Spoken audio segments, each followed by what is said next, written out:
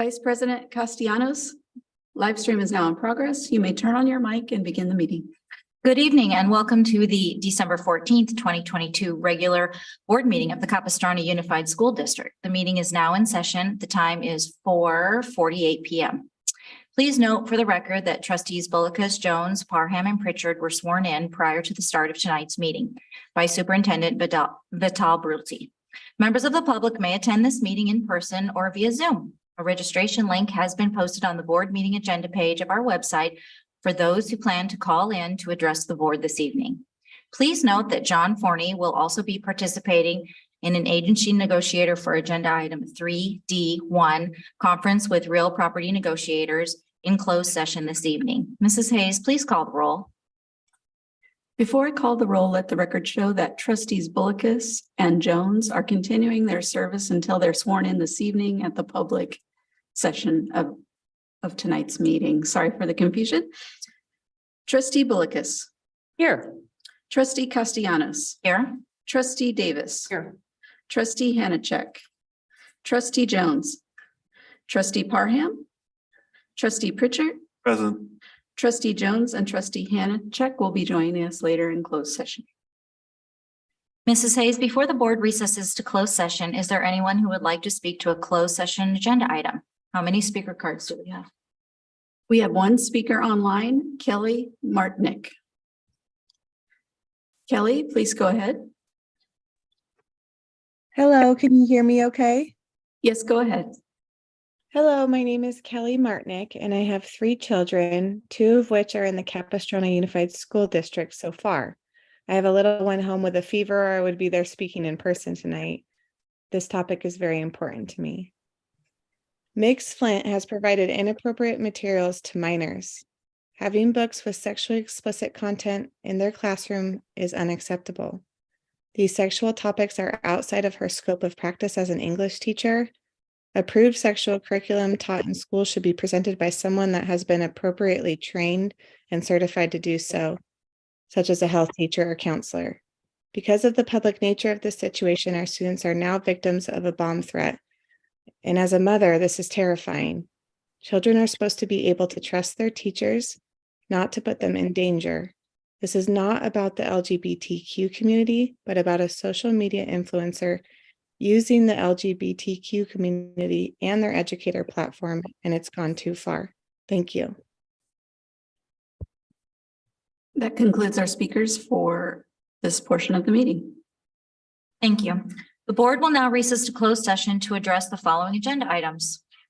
A, conference with legal counsel, anticipated litigation, significant exposure to litigation, 6 cases, significant exposure to litigation, 1 case, significant exposure to litigation, 1 case, conference with legal counsel, existing litigation, significant exposure to litigation, 2 cases, conference with labor negotiators, CUEA, CSEA, Teamsters, PUMA, and unrepresented employees, conference with real property negotiators, property, Dana Hills High School at 333, what an address, Golden Lantern, Dana Point, California, 92629, and property, Capistrano Valley High School, 26301 Via Escolar, Mission Viejo, California, 92692. Property, South Transportation and Groundskeeping Facility, 5.51 acre property located. Liability claims, significant exposure to litigation, 2 cases, student expulsions, employee discipline, dismissal, release, 2 cases. The board will now recess to closed session.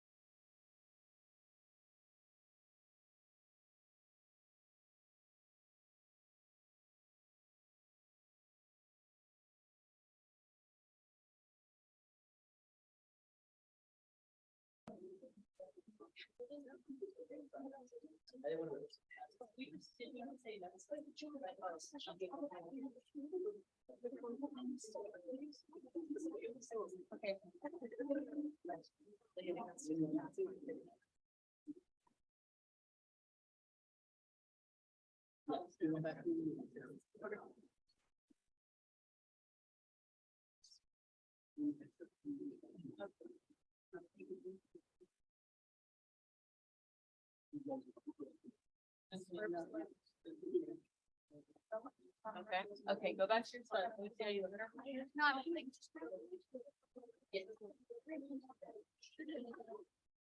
Where your hands? You scoot together. Go back to your angle it a little bit. Y'all. I don't think we should right here. I don't think that's.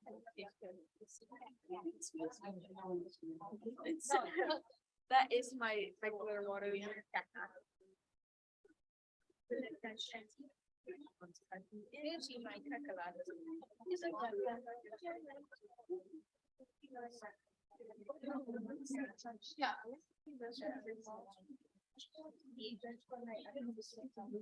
Right now.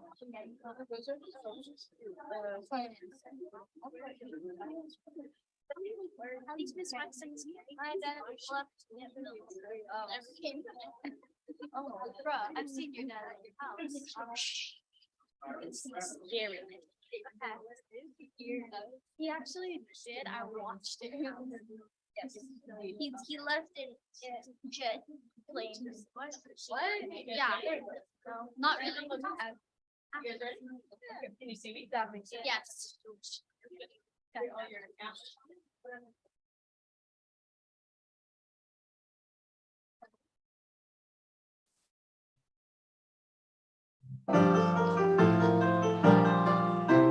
Tis the season to rejoicing. La la la la la la la la. Now with cheer lift up your voice, sing. La la la la la la la la. Season's greetings to one and all. Light the candles and deck the halls.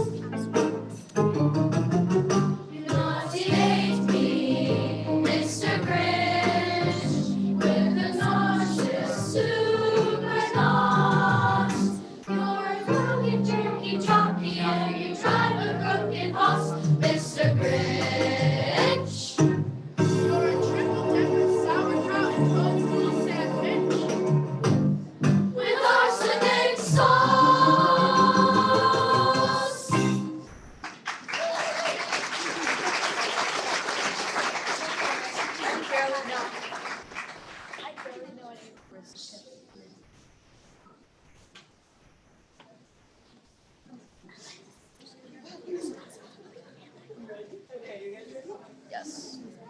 Not really, but yes.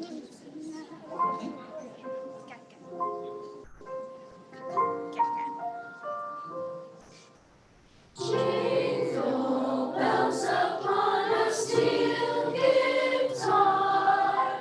Through the palms we sing the same bright star.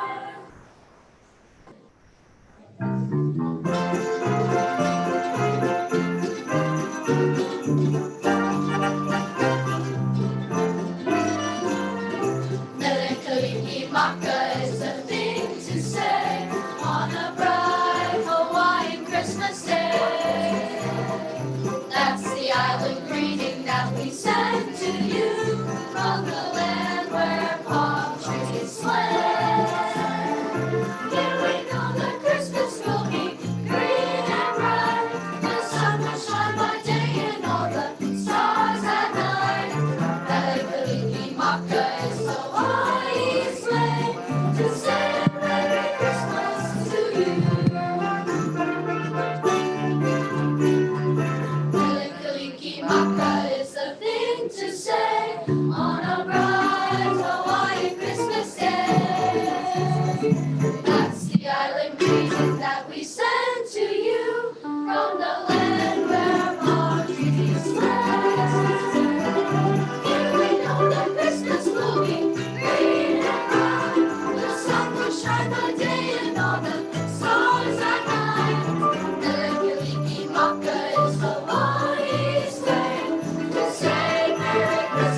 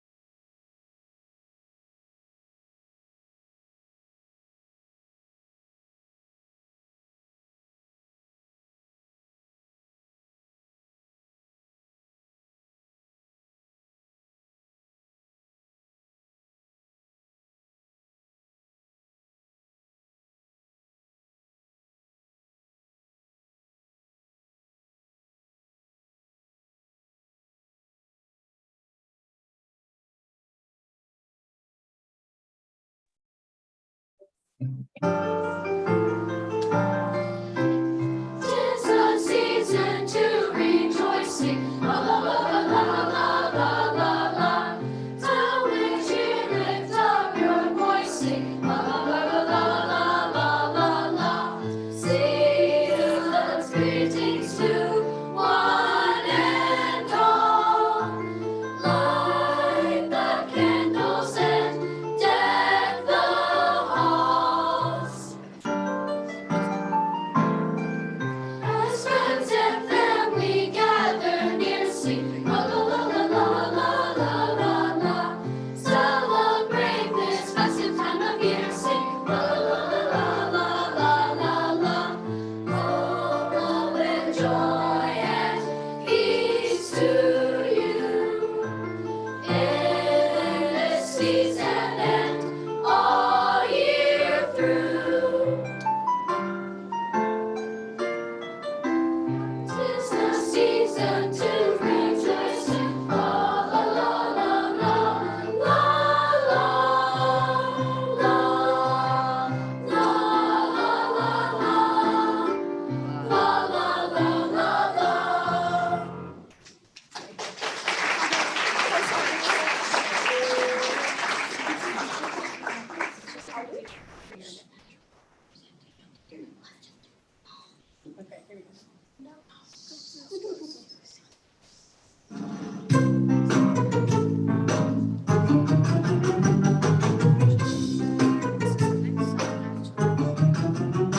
You're a mean one, Mr. Grinch. You really are a heel. You're as cuddly as a cactus. You're as charming as an eel, Mr. Grinch. You're a bad banana with a greasy black peel. You're a monster, Mr. Grinch. You're a constant empty hole. Your brain is full of spiders. You've got garlic in your soul, Mr. Grinch. I wouldn't touch you with a 39.5-foot pole.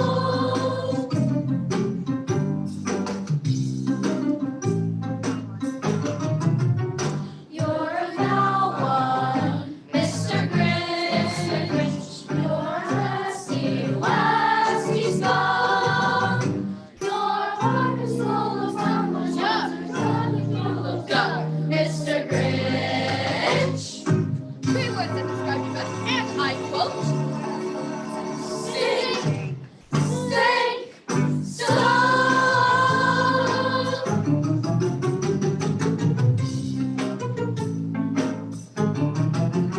You nauseate me, Mr. Grinch, with this nauseous super nos.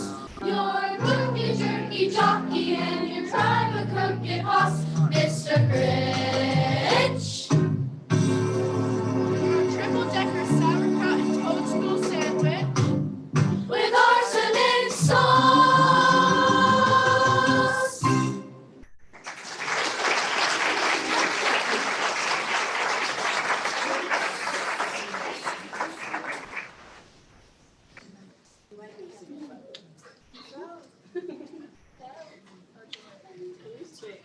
Oh, joyful. How joyful.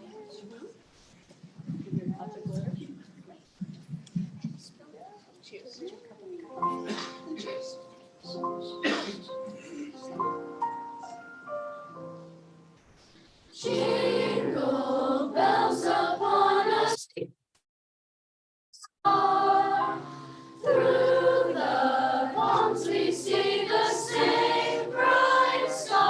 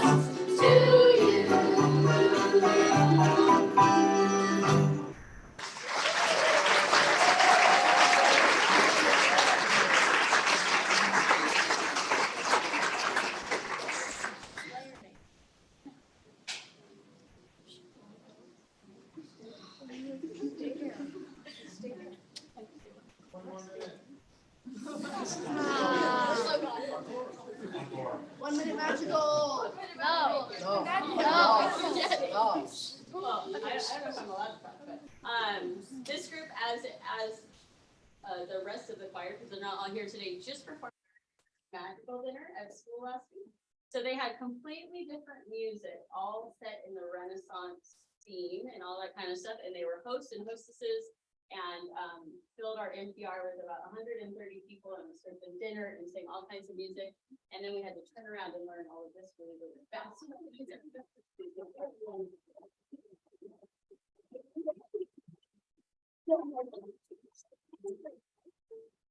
They're kind of things, we had this song where we had to sing 3 times, and the king requested it 3 times.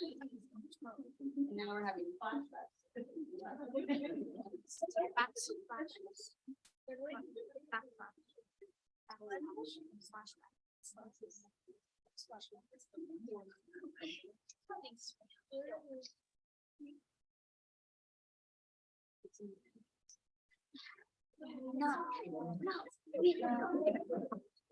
No, it's not.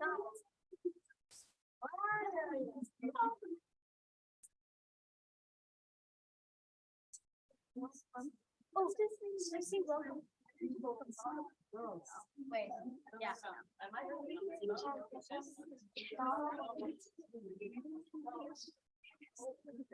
That's wrong. Well, not wave, but I'll cross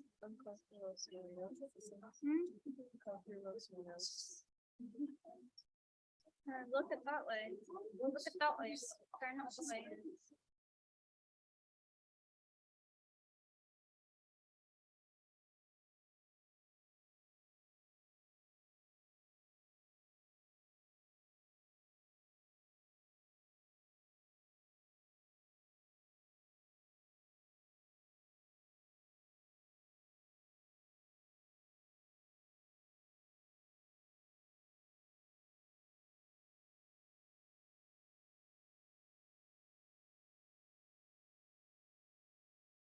Are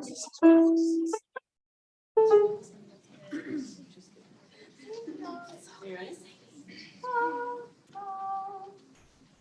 Ready? Sing me a song that takes but a minute. La la la la la la la la. Once round the clock and that is the limit. La la la la la la la la. Start with 1, 2, 3, sung in harmony. La la la la la la la. Then it's 4, 5, 6, only 30 more ticks. Does the song make any sense? Sing me a song that takes but a minute. La la la la la la la la. Once round the clock and that is the limit. La la la la la la la la. 6, 7, 8, 9 with a pressing deadline. La la la la la la la. 15 seconds to go. Now I hope you know we must finish this song on time.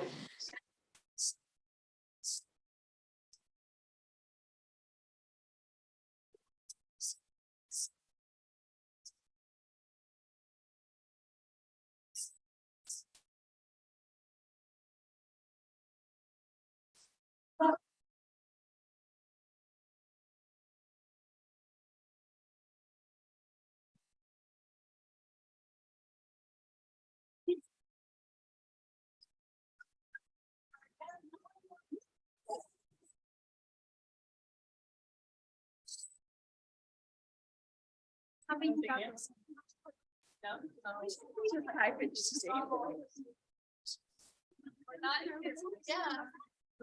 I don't think I have anything else. Good. We don't want them.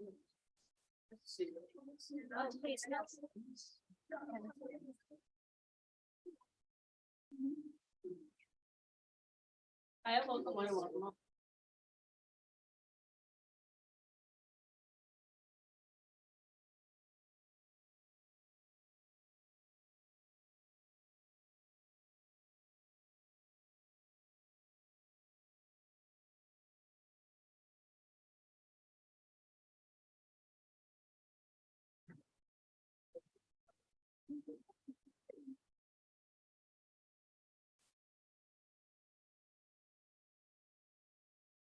If all trustees could come forward and take their seats, and we'll ask our Arroyo Vista, thank you, students to sit tight right there.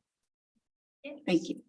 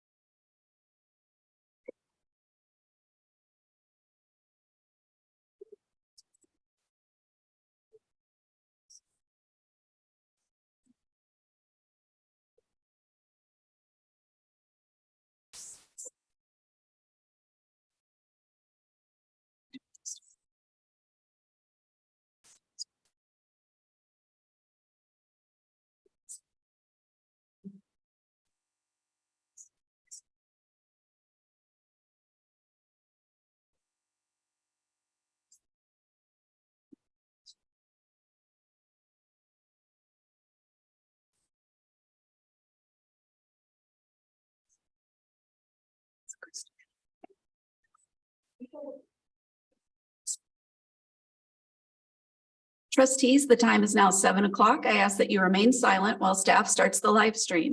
I will let you know when the live stream has begun. Please stand by.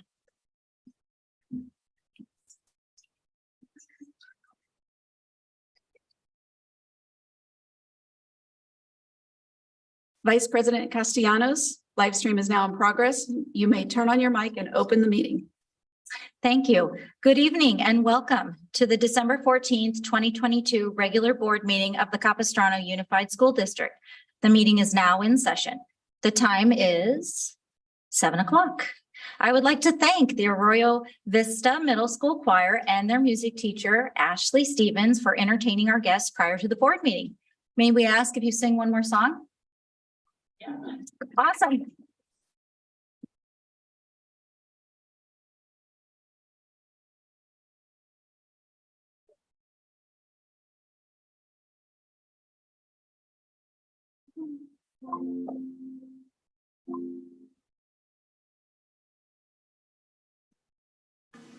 Jingle bells upon a steel guitar. Through the months we see the same bright star.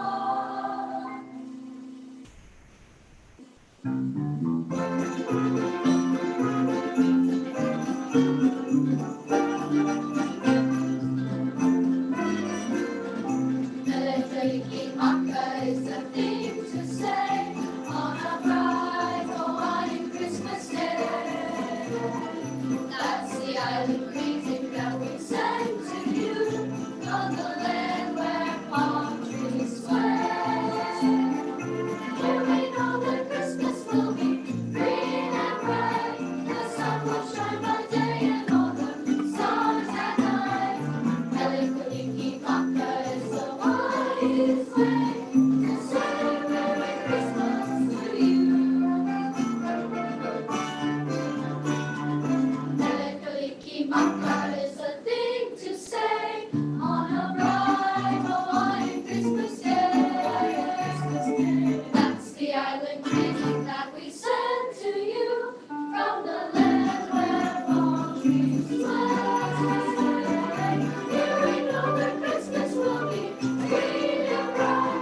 The sun will shine by day and all the stars at night. Melancholy Maka is the wise way to say Merry Christmas to you. Melancholy Maka is the wise way to say Merry Christmas, oh Merry Christmas, to say Merry Christmas to you.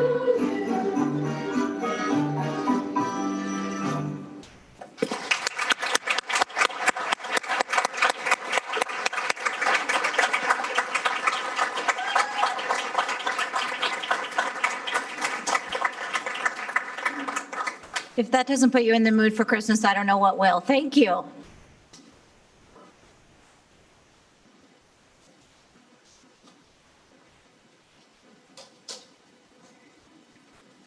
Okay, I would like to welcome two newly elected trustees to the board this evening, Trustee Michael Parham and Trustee Gary Pritchard. Welcome. along with two trustees who will remaining on the board for another 4-year term, trustee Bullicus and trustee Jones. Please note for the record that trustee Bullicus, Jones, Parham, and Pritchard were sworn in prior to the start of tonight's meeting by Superintendent Vital Brulte. As a reminder, per board policy 9323 meeting conduct, requests to address the Board of Trustees will be accepted only until 30 minutes after the start of open session. Please note that we have Spanish interpreters attending this evening's board meeting, and they are available to anyone in the back of the room. Members of the public may attend this meeting in person or participate via Zoom. A registration link has been posted on the board meeting agenda page for our website for those who plan to address the board via Zoom. Oral communications, which comes early in the agenda, is an opportunity for the public to comment on issues that are not on tonight's agenda. Per board policy, the total time allotted for oral communications is 20 minutes, with a maximum of 3 minutes per speaker. But the per speaker time may be less if there is a large number of speakers. Under California law, board members cannot respond to non-agenda oral communication comments. Please note, if we have any students registered this evening on any agenda item, we will hear them before any adult speaker. Also, on agenda item 16C4, student fieldwork observation agreement with South Orange County Community College District, staff found a typo and has completed the agreement. It was not filed out in its entirety. Corrected copies are in the back of the room and on the district website. This evening, the board will be reorganized to elect a new president, a vice president, and a clerk. This process is completed annually in December per board policy. During the reorganization, the current officers remain in their duties until new officers are elected by their peers. Mrs. Hayes, please call the roll. Student Advisor Zhao. Here. Trustee Bullicus. Here. Trustee Castellanos. Here. Trustee Davis. Here. Trustee Hanachek. Here. Trustee Jones. Here. Trustee Parham. Here. Trustee Pritchard. Present. The Pledge of Allegiance will be led by Miss Veronica Yap.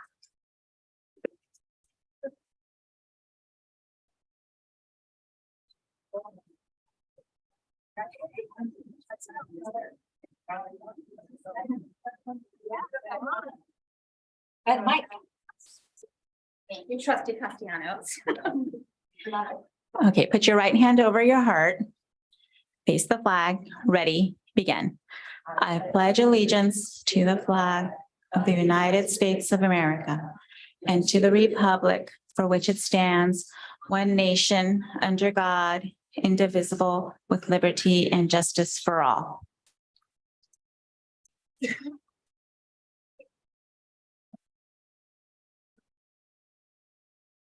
Also, please note that all trustees were officially sworn in prior to the start of closed session. Superintendent Vital. I think Colleen Hayes, you are going to correct the record and then we can make introductions to do this swearing in. Per government code and election code, trustees Jones and trustees Bullicus continue their duties until they're sworn in tonight officially in the boardroom. So they were not required to be sworn in previously prior to closed session. So tonight, they will do their oath of office here in the boardroom, along with trustees John Blake, trustees Parham, and trustee Pritchard, who swore in previously and will not be doing their oath of office tonight. Please let that show in the record. At this time, I'd like to call up to the front of the room, trustee Gila Jones and John Campbell, newly elected city council member, who will be swearing her in this evening.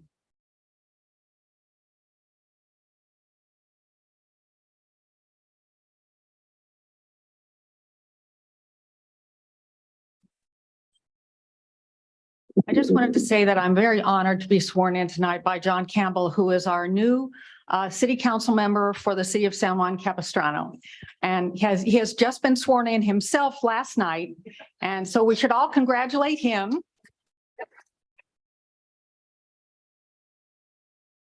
And thank you very much for swearing me in. Of course.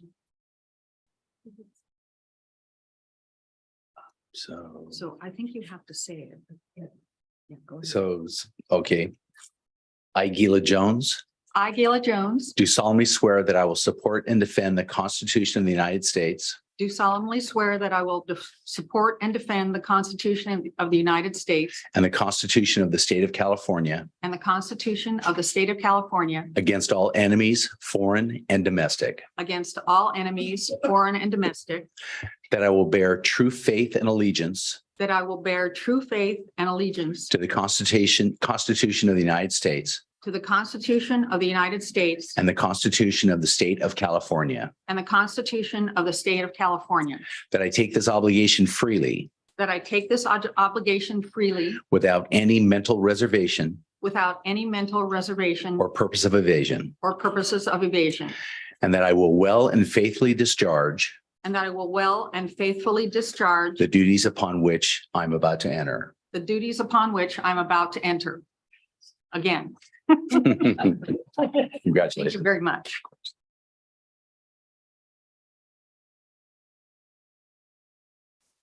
Now I'd like to call up to the front of the room trustee Judy Bullicus and student board member Alex Zhao, who will be swearing her in this evening.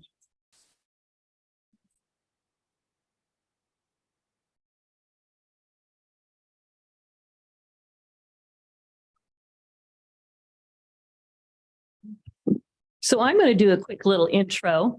When I was appointed back in 2017, my daughter, both our children graduated from CUSD, swore me in. And in 2017, when I was voted in, my son had come and sworn me in. My two children who couldn't be here tonight voted to have Alex swear me in. Appreciate the honors. Raise your right hand and repeat after me. I, Judy Bullicus, I, Judy Bullicus, do solemnly swear that I will support and defend the Constitution of the United States, I do solemnly swear to defend that I will support and defend I will support and defend the Constitution of the United States and the Constitution of the State of California and the Constitution of the State of California against all enemies, foreign and domestic, against all enemies, foreign and domestic. that I will bear true faith and allegiance I will bear true faith and allegiance to the Constitution of the United States to the Constitution of the United States and the Constitution of the State of California, and to the Constitution of the State of California. that I take this obligation freely I take this obligation freely without any mental reservation or purpose of evasion, without any mental reservation any mental reservation, just had that. Or what was it? purpose of evasion. Of evasion. That's sorry. And that I will well and faithfully And I will well and faithfully discharge the duties upon which I am about to enter. discharge the duties upon which I I'm about to enter. am about to enter. Congratulations.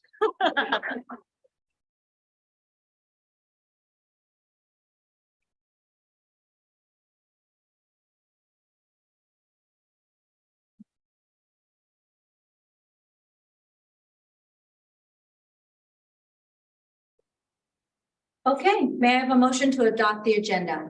So moved. Second,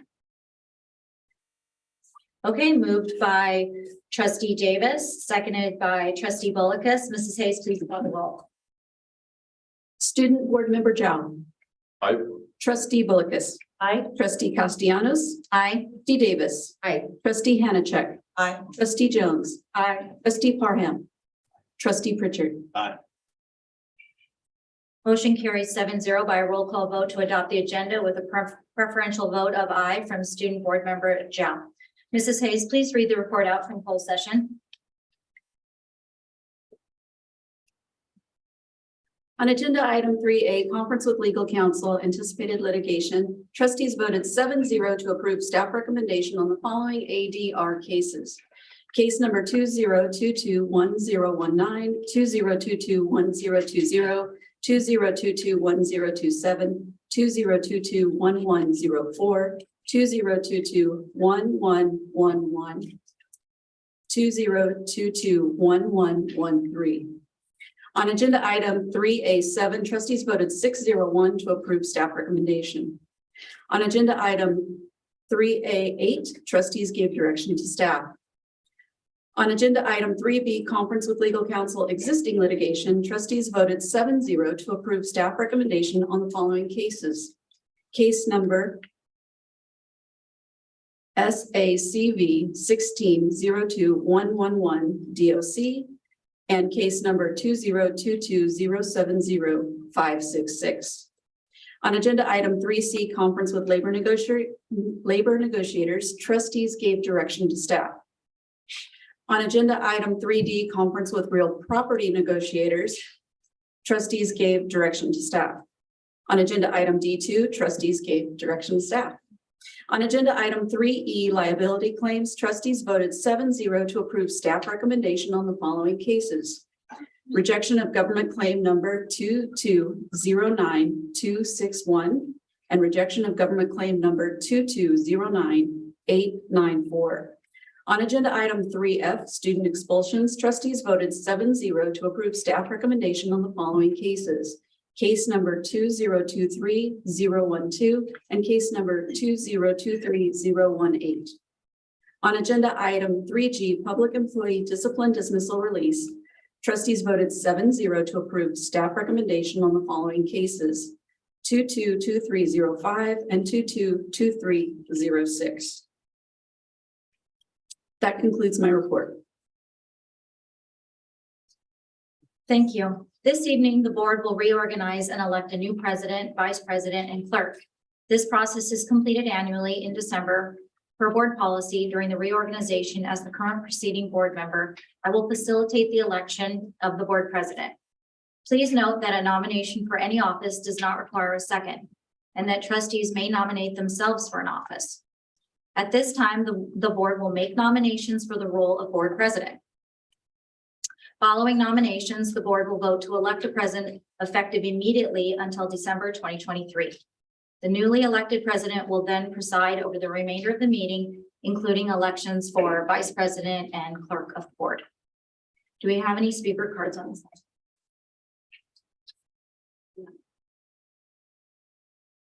Our process is we take all nominations in a list, and then we vote one by one until one candidate receives 4 or more votes. At this time, I will accept nominations for the role of board president. Trustee Bullockis. I nominate trustee Davis. Excuse me. I'm sorry. I'm sorry. I nominate trustee Jones. Sorry about that. Okay. Trustee Pritchard. I'd like to nominate you, Vice President Castellanos, for the role of president. Okay. Any other nominations? Okay. Any other nominations? Okay. So we will take them in the order of that they were received. So we will first vote on trustee Jones's nomination. Okay. All right. All in favor of trustee Jones, Mrs. Hayes, please call roll.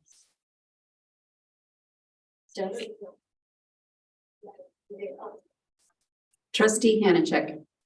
Nay. Trustee Parham. Trustee Davis. Aye. Trustee Bullockis. Aye. Student Advisor Zhao. Abstain. Trustee Jones. Aye. Trustee Pritchard. It's my motion, so yeah. Aye. Nay, sorry. Trustee Castellanos. Nay. Motion fails. Okay, so now we are going to go to the next nomination, which is myself, trustee Castellanos. So we will now do the roll call for all those in favor of trustee Castellanos taking the role of president. Mrs. Hayes, will you please call the roll? Trustee Hanachek. Aye. Trustee Parham. Trustee Davis. Aye. Trustee Bullockis. Nay. Student Advisor Zhao. Abstain. Trustee Jones. Nay. Trustee Pritchard. This was my motion. So I, and trustee Castellanos. Aye. Motion passes.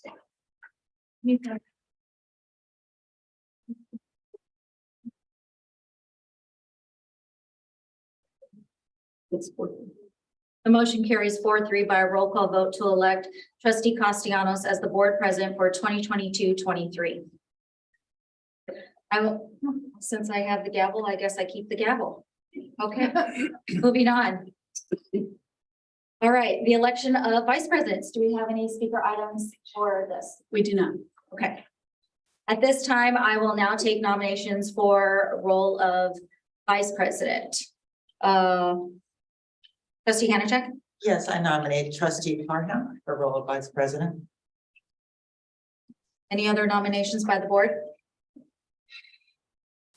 Okay, seeing none, let's go ahead and take a roll call vote for trustee Parham as vice president. Say, will you please call the roll? Trustee Hanachek. Aye. Trustee Parham. Trustee Davis. Aye. Trustee Bullockis. Aye. Trustee, Student Advisor Zhao. Aye. Trustee Jones. Aye. Trustee Pritchard. Aye. Trustee Castellanos.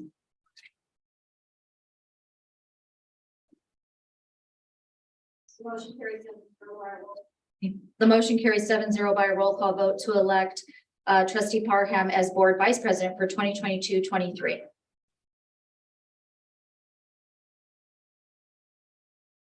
Okay. Election of the clerk. At this time, may I have nominations for the role of board clerk? Ready? I'll nominate the trustee Hanachek.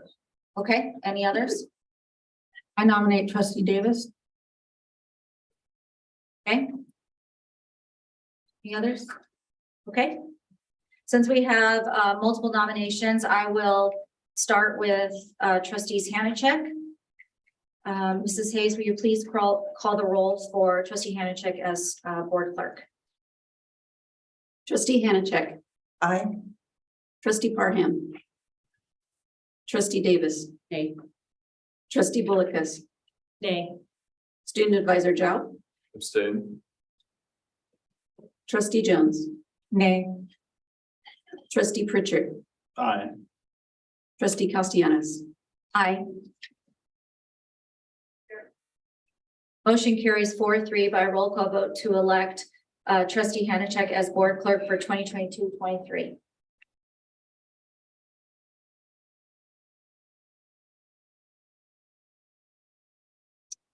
Okay, nominating committees. I recommend we reach a consensus for each position in order and then vote on the list of appointments as a whole. Are there any objections to this process? Everyone good, trustees? Okay, the first committee is nominating committee of the Orange County Committee on School District Organization. For 2022, we had trustee Jones and former trustee McNicholas served on that committee. We need a trustee and an alternate for 2023. Don't all speak up at once. Nobody wants to be on the committee for Orange County.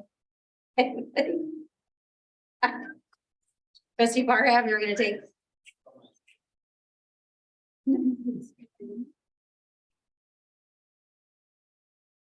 I believe it's one meeting, it may be two, but I believe it's one. I'll be the alternate because I've chanced I won't have to do it. No, I'm just Okay. Okay, trustee Hanachek. Okay, ad hoc committees, 2 or 3 trustees on each committee. So here are the proposed appointments as follows. Aliso Viejo is myself and trustee Pritchard. Dana Point is trustees Hanachek and Pritchard. Laguna Niguel, trustee Costa, myself and trustee Pritchard. City of Mission Viejo, trustee Bullockis and Jones. City of Rancho Santa Margarita, trustees Bullockis and Parham. City of San Clemente, trustees Davis and Hanachek. City of San Juan Capistrano, trustees Jones and Parham. And then Ladera Ranch Civic Council, trustees Bullockis and Parham. Is the proposal good with everybody? Yeah, President Castellanos, I mean, sometimes I think that since my area crosses 3 cities, Mhm. there can be 3, so I'm looking at City of Laguna Niguel. I've moved, my trustee area has moved north. And so since I picked up Dana Hills High School, which half of Laguna Niguel feeds into Dana Hills High School, I wouldn't mind being on any committee, ad hoc committee for that area. Okay, Thank you.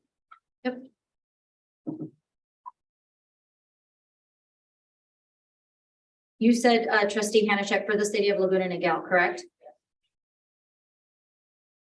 And then just a question, President Castellanos. Uh-huh. Did I miss it? Are we going back to number 2, OCSBA? Yes. Oh, I'm sorry. My mistake. Okay, just before we go to 4. Okay, yes, I will go back. I'm sorry. Let's do that now. OCSBA Political Action Group effort.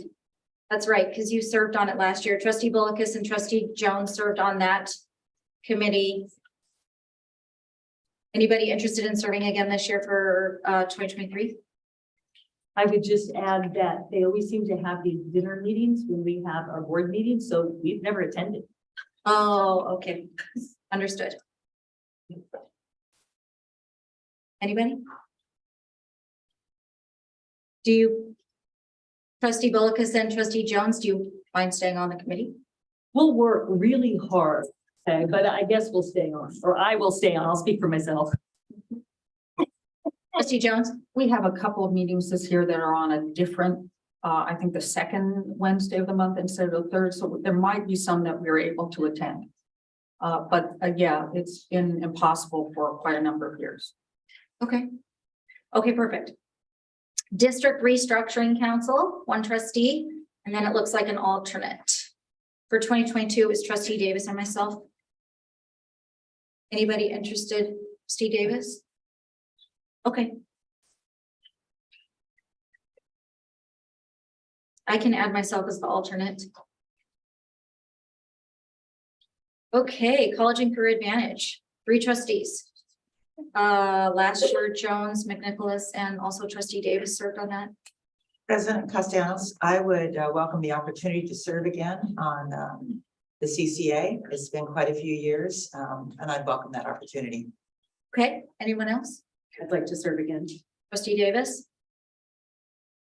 I have said that I was willing to go off if someone else would like to do it, but I would do it again if there are no other takers. Anybody interested in serving on CCA? Looks like you might be up, trustee Jones. But I think we need an alternate. We do. Anybody want to be an alternate? Okay, thank you. Okay, California School Board Association delegate, CSBA, 2 trustees. This actually meets biannually, so May and November. Last year, trustee Bullicus and trustee Nicholas served. What are your thoughts, trustee Bullicus? I will remain on CSBA as a delegate if no one else. Well, we need someone else. Yes, we need someone else. 2 others. Okay, Role. anybody wanting to be on that committee? I wouldn't mind. Okay, trustee Parham. Anybody else? Okay, trustee Bullicus. It's all yours. Okay, board policy subcommittee. Again, 2 trustees, meets quarterly. Trustee Jones. I don't know if you had someone else left, right? It was just you last year? We're trustee McNicholas? no, Oh, I see. yeah, trustee Bronstein. Bronstein was on that with you? Yes. Okay. But I wanted to say that you said that it would be trustee Bullicus on CSB delegate, and we need 2. Yeah, and Sam Parham. correct. Okay, all right. Trustee Parham and Bullicus. Board policy subcommittee. Anybody interested in serving for this year, 2023? I will. Okay. Trustee Davis. Anybody else? it looks like we want ideally to continue. Okay, trustee Jones. Do you want me to reread all the committees or do you guys, everybody's good? Okay, then can I have a motion to approve the trustee participation on the various committees? So moved. Oh, okay. Moved by trustee Bullicus, and seconded by trustee Hanachek. Motion carries. All in favor? Aye. 7-0. To approve the selection of trustee participation on various committees. The newly elected board president will now decide where each trustee will sit on the dais.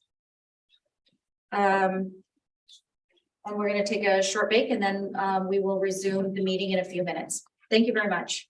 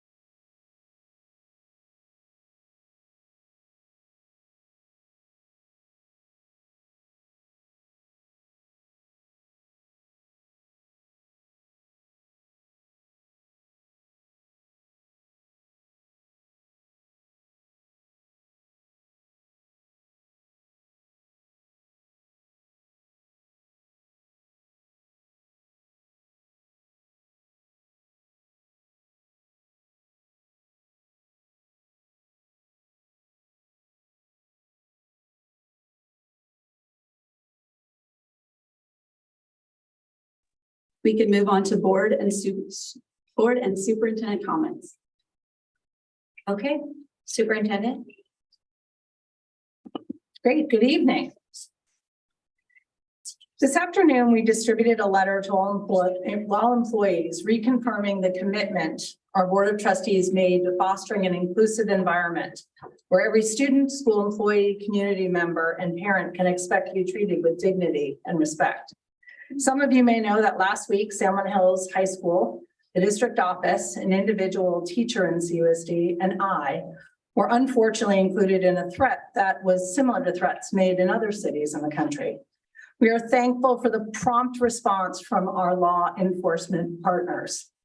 We acknowledge the nature of the unsubstantiated threat may have significant impact on the feelings of safety of all employees, especially for our LGBTQ+ community. This is not condoned or tolerated. CUSD is a place where students and staff of all backgrounds are welcome and have a right to be safe and embraced. We denounce violence and any threat of violence, and we work closely with the Orange County Sheriff's Department to ensure the safety of our students and staff and to investigate any incident involving our schools or district offices.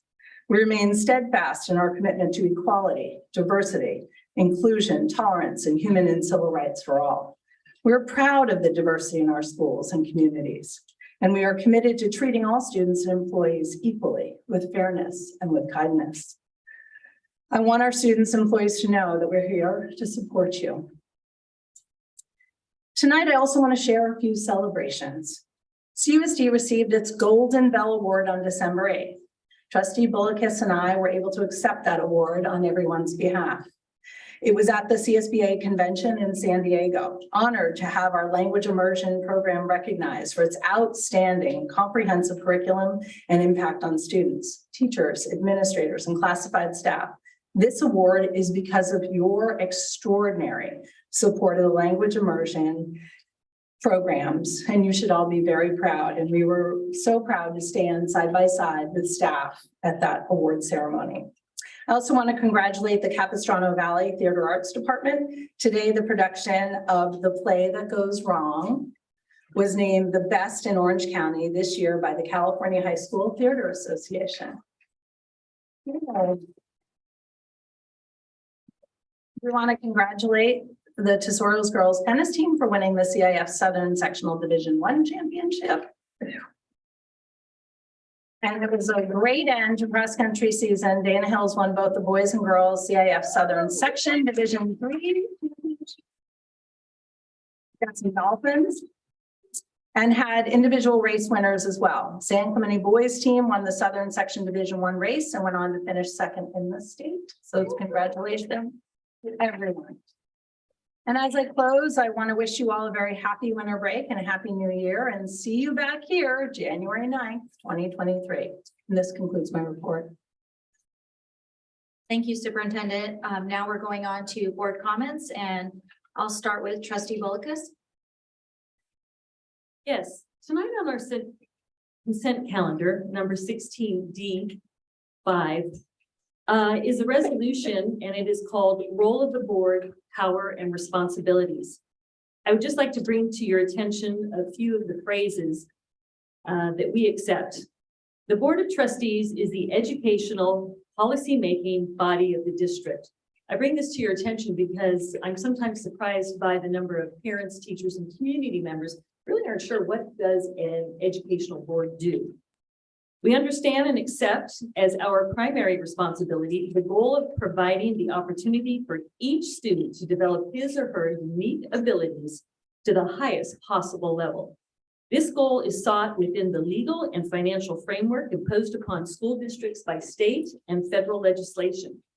The educational welfare of students, therefore, shall be given first priority in any action taken as a board member. We will keep learning and achievement for each and every student as the primary focus. Value, support, and advocate for public education. Operate openly with trust and integrity. Govern in a dignified and professional manner. Treating everyone with civility, dignity, and respect. And tonight, this resolution will be before us to approve. One last comment was that in the reorganization of trustees and different committees, we discussed, or we have new members on the College and Career Advantage. Tonight, we have a video I'd like to share the success and the advancements of our vocational studies offered to each and every one of our students in CUSD.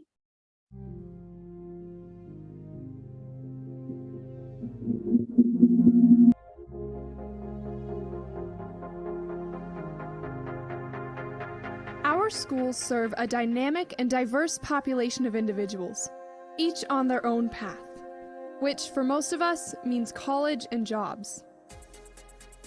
In order to succeed, we'll need to be prepared for the careers we'll have. Because in today's economy, college alone isn't enough. Most jobs require technical skills. All jobs require career skills. CTE is Career Technical Education. Certain classes at your high school are career-oriented and are CTE. In CTE classes, you not only learn about things, you learn how to do things, in-demand things that pay well.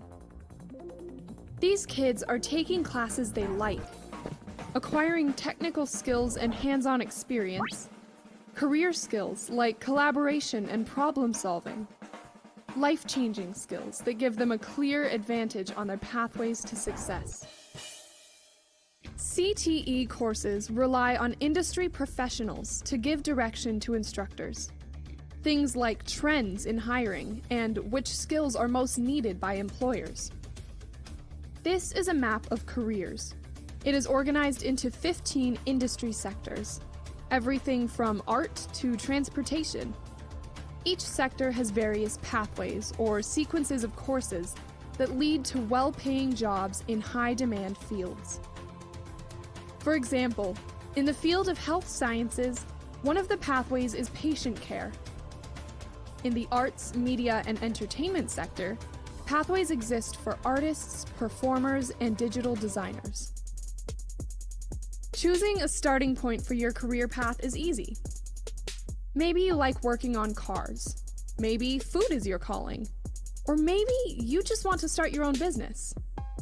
You won't know until you jump in and try it out for yourself. No matter what interests you, there's a career path for you. You should be taking classes that support your goals. Classes are held at all high schools in our district. What are you going to do with your life? CTE is creating tomorrow's experts by providing a clear and illuminated pathway to the future. That felt so inspiring.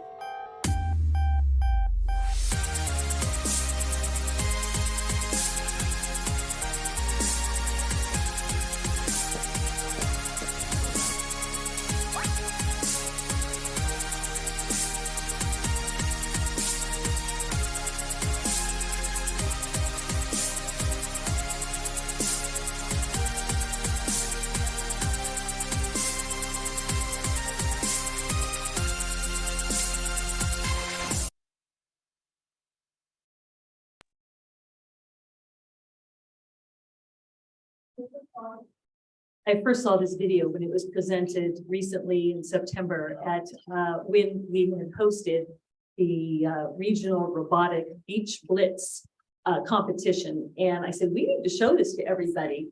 And I'm so proud of the excellent work. And Paul Weir is here tonight, who heads up this vocational studies, or CCA and CTE, and it's just excellent.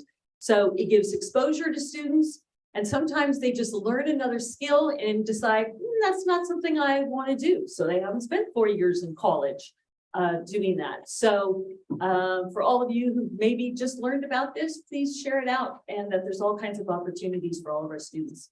And that concludes my comments for the evening. Thank you. Trustee Davis? Just tag on to that. CCA is incredible, and what we offer our students is amazing. There's also adult classes that are available, and they're also at no cost. So it is a great way to get some skills that you can use right away. And Merry Christmas. Trustee Jones? So I've been on the CCA board for a while, and as I said, I was willing to go off. I'm glad that I will be staying on. One of the things we know about CTE classes and the pathways is that there's a lot of students who have a over 4.0 GPA, sometimes way over 4.0. It's kind of scary in some ways. But they still need to differentiate themselves in their college applications. And being a pathway completer, a CTE pathway completer, does help a student differentiate themselves. So I hope that a lot of parents will encourage their students to look into that and make sure that they are taking the actual classes to complete the pathway. It makes all the difference. I also wanted to welcome Trustee Parham to the board. Welcome back, Trustee Pritchard. I've served with Trustee Pritchard. I've sat next to him before, and I'm sitting next to him again. Often when people get onto the board, they're sort of trying to figure out how to make their mark. And both of these men are experienced school board members and aren't going to be trying to figure out how to make their mark. They're actually going to be making a difference where they know they can make a difference, not sort of figuring it out. This is a really diverse board, and everybody brings their own talents and their own strengths. It's a great group to work with. I'm sure that I know what Trustee Pritchard brings to the board. I'm sure Trustee Parham is going to bring some great things to the board as well. So welcome. Thank you. Trustee Pritchard? I have no comments. Trustee Hanishek? Thank you, President Castellanos, and I'm super excited, even more so, to be back on the CCA board. So thank you guys for sharing that. That was really wonderful. I just want to circle back a little bit to the superintendent's comments. I too want to extend my appreciation to the students, teachers, staff, and families of San Juan Hills High School, plus our law enforcement partners. No one should have to go through the trauma of having your school targeted with a bomb threat. This is something my family went through on the first day of school in 2011. To watch on television via news helicopter, my son, his peers, teachers, and staff, protected by heavily armed multi-agency responders and bomb dogs, is not a club we all want to be part of. Although always traumatic, there is a marked difference between what my family experienced and what the Stallion community experienced. In our case, the threat stopped once the individual was apprehended. But in this recent case, I don't think we can make that call. The hate and horrific rhetoric that has been building against our LGBTQ students, a respected educator and now superintendent district office, obviously triggered a persons or group to threaten to kill children. The narrative appears now to be evolving, but you can spin things all you want. But at the end of the day, some folks are using children and schools to fight some kind of culture war. So what can we do to keep our students, teachers, staff, and families safe? We respect the statements put out by San Juan Hills PTSA, the state PTA, and our leader, Dr. Mahindrakar, plus the incredible emails we receive from families, current and past, who know their school, their child's experience, and the overarching respect for Flint. Words that reflect never again. We respect the data that shows too many of our young people are suffering hate and intolerance, and this is on our watch. It is on us. We continue to have anti-bias training for all teachers, staff, coaches, et cetera, and support all additional trainings that support students, signs of suicide, et cetera. We support and grow all programs that support cultural awareness, conflict resolution, et cetera, like No Place for Hate, Second Step, MTSS, school clubs, parent programs, and on. Continue to increase counselors when and where we can. And on a side note, I want to thank the board for voting to add a full-time counselor from through the Wellness and Prevention Center to one of our middle schools. The principal commented that this has been an absolute positive game changer for their students and their families. Okay, so we know what our responsibility as a board is in the go forward. So lastly, our parents in this district put great pressure on our teachers. We expect them to educate and inspire while often navigating complex personal, social, emotional issues with their students and their families. In short, we ask them to be all things to all people. And they do that each and every day. And one of our most called upon educators to help us navigate is Flint. They have been a standard bearer for the LGBTQ student community since 2017 and before. And we've been all too happy to have this dedicated professional carry this weight, which knowing them is a true labor of love. Being trans is not a crime, nor is it an achievement. It's just reality like anyone else's gender. And my expectations in regards to supportive classroom books are that this process is being handled like it would for any gender through an intentional process. Thank you so much. Thank you. Trustee Parham. Well, it's an honor to be here. I look forward to. Are we able to ask questions? Not right now, sir. Oh, okay. So it's an honor for me to be here. I look forward to tackling many difficult issues. And while I cannot speak to a non-agendized item, I can say that I'm a firm believer in protecting the civil rights of our students, our teachers, and our staff. Real leadership is saying that out loud and standing by when it counts. Likewise, parents deserve the right to protect their own children. Many people disagree over what protect means right now. And we also seem to be plagued with substantial misinformation with regard to recent events. But one thing is not up for debate. We are all endowed with the self-evident and unalienable rights to life, liberty, and the pursuit of happiness. I look forward to ensuring that CUSD leadership stands up for these values at all times. Thank you.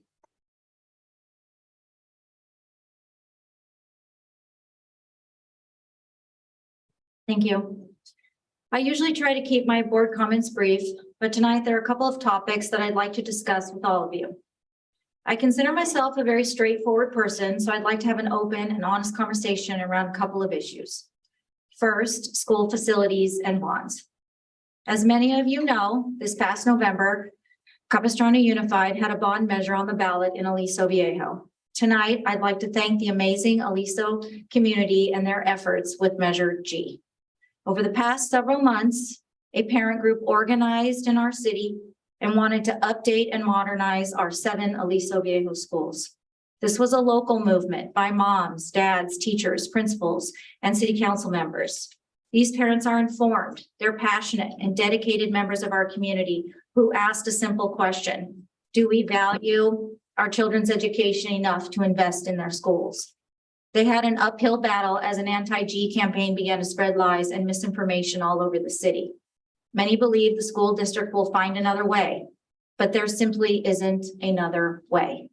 All school districts around us pass bonds and fix their schools. So this is about us. And what do we value? School funding is not designed and will not ever be enough to fund facilities. School bonds are the only way. So here's my ask and my call to action. Ask the experts. We have an amazing group of parents sitting in this room of individuals who know what exactly it takes to run a school bond campaign in this district. Please take a moment and listen to their thoughts and ideas. Schedule a board workshop on how to move forward. Vision work around what needs to happen is critical. Understand that this is a long game and not short. We have to stay the course and believe in the goal. Sometimes I think us as a board and a school district like to complicate the story, but it is truly a very simple question. Do we invest in our youth or not?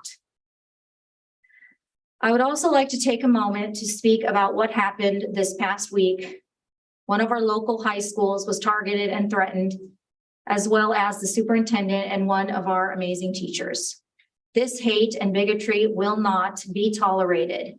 I stand with the LGBTQ community, and this behavior will not be tolerated in this district. Our students, our staff, our teachers deserve to learn each and every day in a safe space. We must continue our work with the ADL and move forward with our cultural proficiency work that we have started in CUSD. There is a lot of work to be done. And my hope that all our schools can become a designated no place for hate site. And finally, I just wanted to say thank you.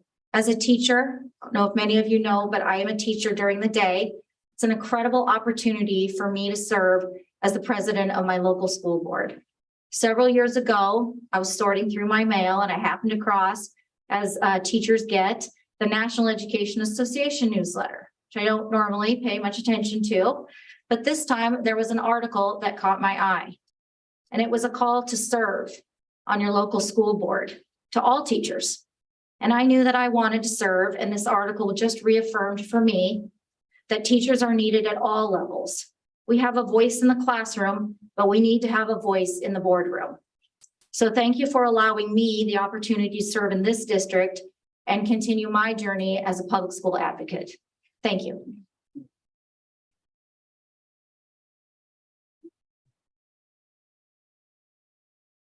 Okay, we are now moving to student board member, Alex Chow. Thank you. So I know we talk a lot about, student values within CUSD and all these things, and I try to work my hardest to bolster them through connecting with students.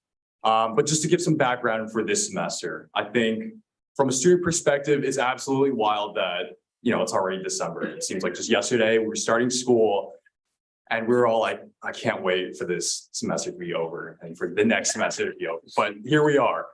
And I think that's just a testament to the incredible work of staff, teachers, district, and especially for parents. Obviously, we could all not do it without you. So it's a combined effort from everyone, and truly all the students, everyone really, really appreciates it. And I think this year has been especially rare in the sense that you see these students come together and trying to make a new experience. Because after COVID, we had last year, which was kind of a reset, but this year felt like a clean slate. It felt like we had the power to take this year and make it what we want it to be. And obviously we want it to be the best it can be. And I think pre-COVID was like a baseline, but now we have this sort of experience that's curtailed to our new experiences, having lived through a while where we were online and not having as much social interaction at school. But that's not to say that CUSD is without its places to improve. There are many things that we as students, as educators, as staff can all work on. And as I mentioned in my opening statement, I think that it's really, really powerful that I, as a student, can open conversation and dialogue about really important issues like mental health and other sorts of initiatives. Obviously, it's been exciting to have ASB clubs, sports, but I would say that it's more exciting for me when I get emails from students who are passionate and driven for starting their own initiatives in the district. That's something that really, really excites me. And that's something that I actively encourage because I think CUSD is built upon these students who go out there and get stuff done. My email is on the district website, so I always encourage students to reach out if they have any requests. And this isn't just limited to initiatives or if you have an idea. This is general things that student values, general things of student values. It can be with regard to anything that students have felt, I guess not, it's somewhere to kind of address your grievances. And I feel like with this position, the privilege I have of this position, it's important for me to connect students in the right places, as sometimes at schools, they may feel it's hard to find people to connect with. So I always encourage that they reach out, and so we'll find solutions. I just want to end up by saying that the first semester has truly been great. And I'm incredibly excited as a student to be sitting here addressing all these grievances and concerns and making the school district actively a better place. I look forward to an even more exciting second semester. I hope to all the students, good luck on your finals. Thank you. We are now moving on to oral communications. The total time for oral communications shall be 20 minutes. Individual presentations are limited to a maximum of 3 minutes per individual, but could be less if there are a larger number of speakers. Mrs. Hayes, do we have any speaker cards for oral communications? Yes, we have 33 in person and 2 online for a total of 35 speakers this evening with no students. Okay, thank you. Trustees, we have 35 speaker cards. This is the purview of the board, but I'd like to adhere to board policy. How does the other trustees feel about that? I support board policy so that we can have more people speak for less time at the beginning of the meeting. Okay, other trustees? I support 1 minute, but I'd like to let all, what is it, 36 people speak just for 35? 35, okay. Just takes a little bit longer. Okay. But I would like to ask that people be lined up and a staff member can help getting them lined up. Okay. Is everybody good with that? 35, okay, perfect. Mrs. Hayes? So the board's waiving their policy and taking, so I just want to, for the record, make sure that you're waiving your policy. 35 minutes.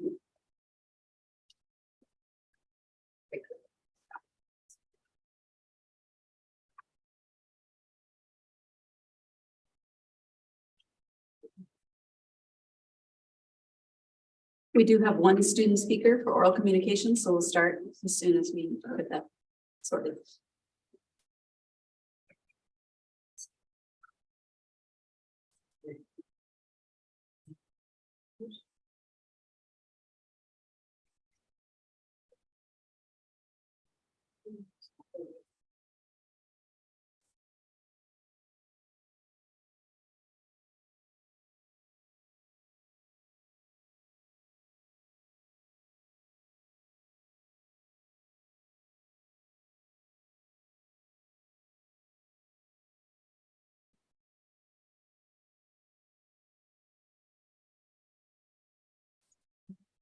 I'm going to call the first 10 names and I ask that you come forward and line up in the following order. Megan Martinez, Rachel Sutherland, Miranda B. If I can't read your writing, I'll just use your last name initial. Heather Puhek, Debbie Perot, Jean, Jody Van Z, Chelsea Boyle, Amber Smith. That's our first 10 speakers. We had one student who filled out a card. Could you please come forward? Caitlin?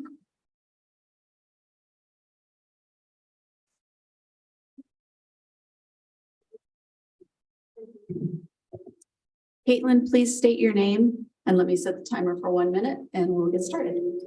Caitlin Golba, but I go by Moth. Thank you. Go ahead. I chose to go to San Juan because it was supposed to be a diverse school full of accepting people, but I was forced to watch a bomb dog walk between classrooms during my second period due to intolerance.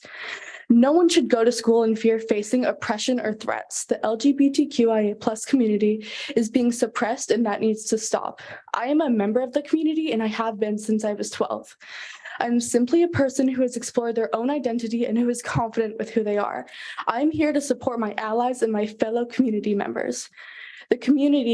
The club is a place where we are supposed to feel safe. We are able to be comforted by seeing ourselves represented in literature. This club is a place where we can be ourselves and talk with people who are similar to us. There's a sense of community and companionship between everyone in the club. The space is a necessity. It prevents us from feeling isolated. Being with other people from the LGBTQ+ community helps us feel secure, protected, and loved. Thank you. Our next speaker. I'm going to ask that you hold your applause. Please hold your applause. We appreciate every speaker who's here. Megan Martinez, please go ahead. Good evening. I'm Megan Martinez, Gays Against Groomers co-chapter lead of Long Beach. Multiple concerned parents have reached out to us regarding Mr. Flint's decision on placing controversial and highly sexual books in his classroom. Sexuality, regardless of gender identity, doesn't belong in an educational environment, especially without parental consent. When Mr. Flint chose to take it upon himself to place banned books containing graphic and sexual topics in the classroom, he opened the door to pseudo-pornography. The information contained in the book is going to cause increase in sexual activity, higher rate of STDs, as some promote not using condoms, pregnancy, and students putting themselves in harmful situations. He may have had good intentions, but there's a reason those books were banned. Put simply, they're inappropriate. A teacher's job is to educate in the approved curriculum. The California proficiency has dropped 2 grade levels. Getting children on par with reading, math, science, and history should be top priority, not providing material on how to have sex or pornographic fiction. It should be up to the parents whether or not to provide this material for their children. Not informing them is causing divide between families as well as removing parental rights. Thank you, Megan. We'll have to move on to the next speaker. Rachel Sutherland. Rachel Sutherland. Good evening. I would like to speak about the upcoming proposal to merge the RH Dana Exceptional Needs Facility and staff with RH Dana Elementary. This merger has been discussed for years, and most of the staff, students, and parents are well aware it will be taking place. However, the official approval to begin the merge process continues to be delayed. It is of vital importance for the administration, teachers, staff, and parents that the merge is approved well before the actual particulars are put into place. There's a myriad of work and planning that cannot move forward until it is approved by this board. As a former ENF parent and chair of CAC, the concern I have experienced with almost every site change for special education programs across the district in the last 5 years is the unknown factor from parents, staff, and administration of how do we work with special education children? How do we incorporate them into our extracurricular activities? Are we able to support their physical and emotional needs? And will this new group of students pull resources from our already overworked administration, teachers, and staff, which are incredibly important, valid questions. I greatly appreciate they're being brought up. Next speaker, Miranda Butani.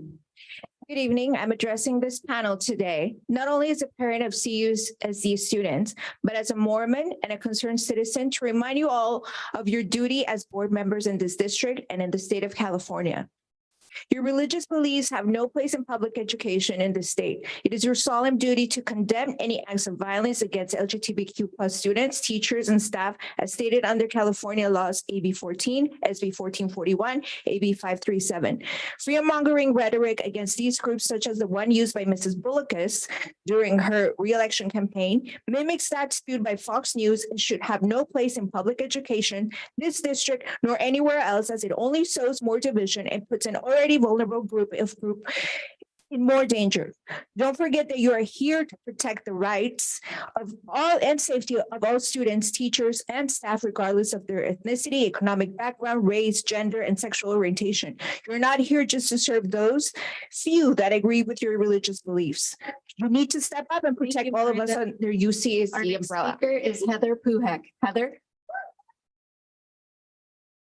Before the next speaker, I'm sorry, two things. One, if everyone can just step back a little bit because the board, from the microphone, sorry, the board won't be able to hear you. And then second, if you can, rather than the clapping, if you can kind of shake your hands, that would be super helpful. Heather, go ahead. My name is Heather Puhek, and I have one student still at San Clemente High School. We have been villainized, or excuse me, I read the letter today that has been circling around from the opposite side of the aisle, and it was clear to me that we agree on the most important thing. We all want all Capo kids to feel safe, and staff too. We have been villainized simply for not wanting sexually explicit content in our district. This is basic, right? I mean, I thought so. Apparently not. We have been villainized for not wanting sexually explicit content in our district. I just had to say that again. And now we're told we have triggered a violent individual to make a threat, a bomb threat. The news published this story in response to a public social media account. We didn't have anything to do with that. I have not used hateful speech. I have not used violent rhetoric. I have never attacked students or teachers. This is not on the parents that simply believe it's inappropriate for sexual content to be at school. This is not about LGBTQ+ content. Thank you, Heather. Our next speaker is Debbie Parrott. Or Perot? Parrott. Parrott. Thank you, Debbie. Go ahead. Thanks. Part of students feeling they belong is having teachers that create spaces they feel safe in and feel seen in. Flint is a beloved teacher who connects with students and should be treated as a professional. Research shows that just knowing there's a supportive educator or staff member at school can help LGBTQ+ students feel better and safer about being in school. This truly can be a matter of life and death for these kids. So wherever you might stand on these issues, I think we can all agree that we want the highest number of students safe and alive. Districts must stand by inclusive values, not just when it's convenient, but when it's hard, or your LGBTQ+ community will never trust you. These students have a right to feel safe at school. There's a rate of 45% of our LGBTQ plus students of them considering attempting suicide in the last year. This rate is cut dramatically when they feel support from their family or at school. These students have a right to feel safe, trust Flint and other teachers to do their job to make that happen. Thank you. Our next speaker is Jean from San Clemente. Following Jean is Jody. Go ahead, Jean. Hello again. Why did the community have to learn about San Juan Hills High School from a national news? You know, why? Who approves the curriculum?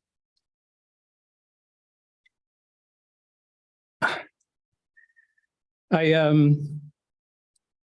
have a philosophy that is on from your website. It says, of these points, the parent is the first and the most influential teacher.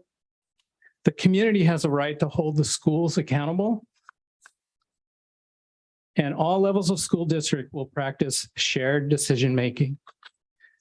So who approved the curriculum? Shouldn't this be all open? I think we want this to be open so everybody can see what is being taught. If that's open and you guys approve it, then we all know. But if it's hidden, people get upset. Thank you, Jean. Our next speaker is Jody. And Zenton. Jody, please state your last name for the record. Van Zanten. Thank you. Go ahead. I've been a parent of students at San Juan Hills High School for 10 years. As a proud parent of a current LGBTQ student, I support my child in being a member of the Queer Alliance Club and a member of the academic decathlon team with Flint.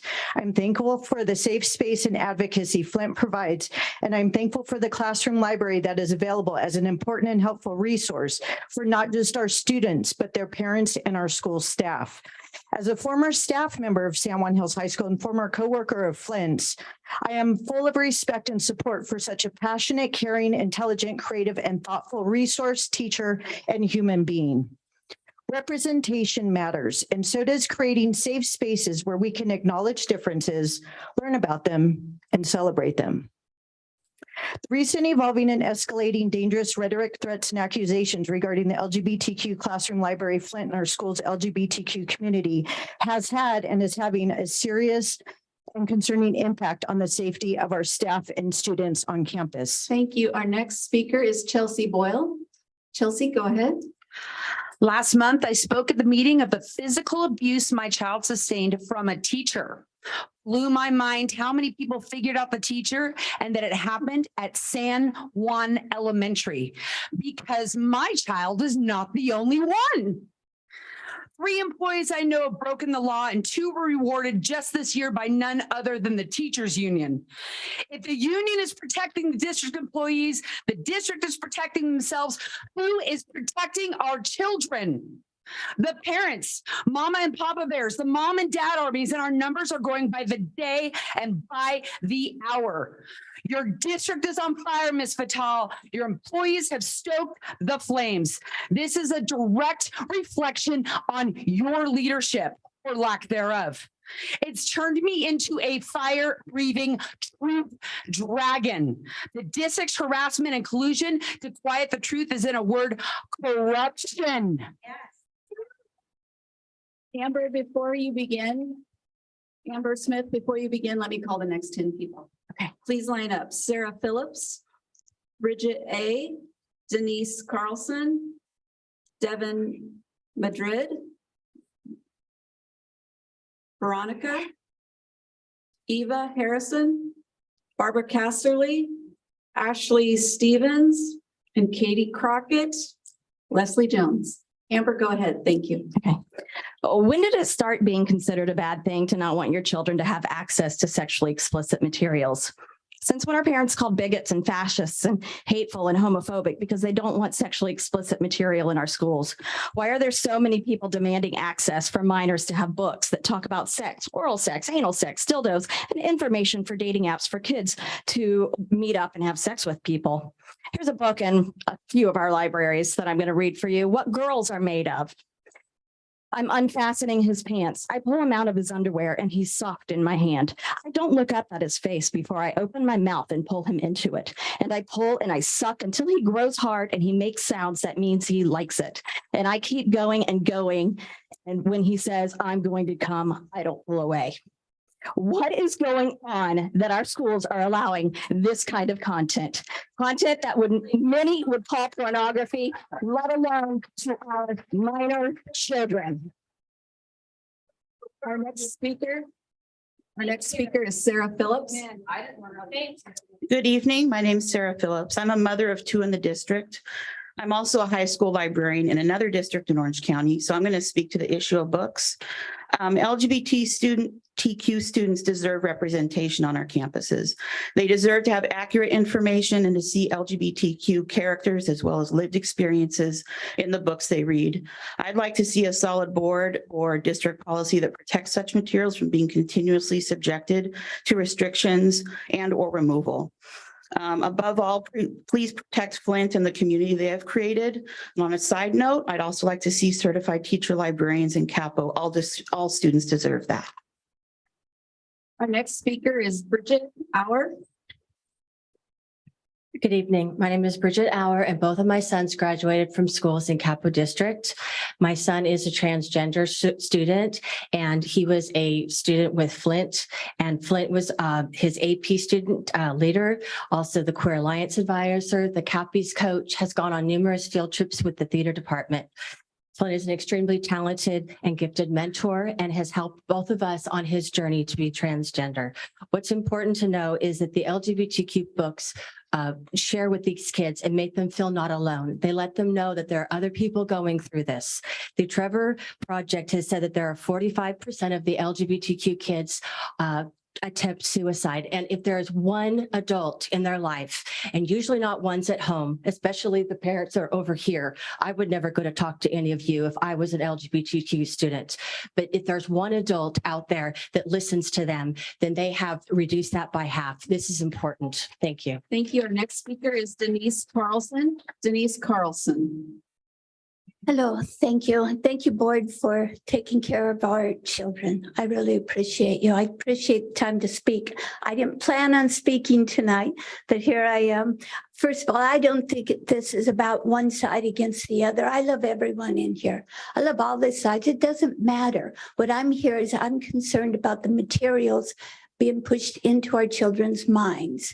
It's not about any one group, it's the material. And I'm speaking as ex-counselor that worked with youth, teens, and young adults. I worked in cognitive behavior therapy and addictions. One thing that the children that turned into sex addicts all had in common was an early introduction as a child to pornography, to illustrations, to videos, to anything with sexual content at an early age.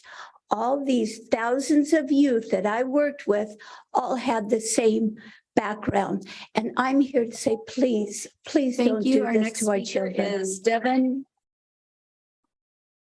Madrid. Hi, I'm disappointed as we are only a few months after the Uvalde, Texas shooting in which 19 little kids and one teacher were shot, and on the anniversary of Sandy Hook, and only a few days after my alma mater, San Juan Hills, was threatened. I saw a sign outside that said, "Stop looting our children." This is quite literally a sign of hatred and intolerance as much as these school shooters had.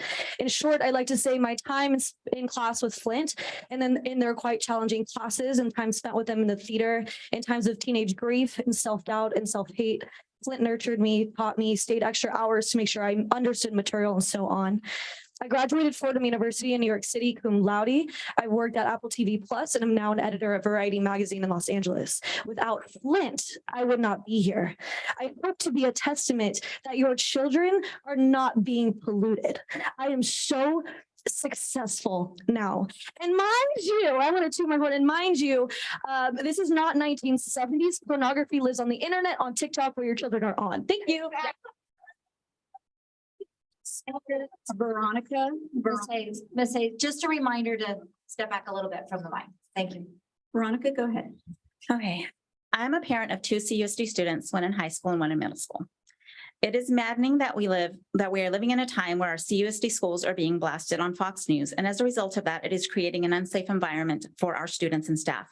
Let's call this what it is. This is ultimately not about the books. This is the excuse now that is being used to attack our LGBTQ+ students and staff.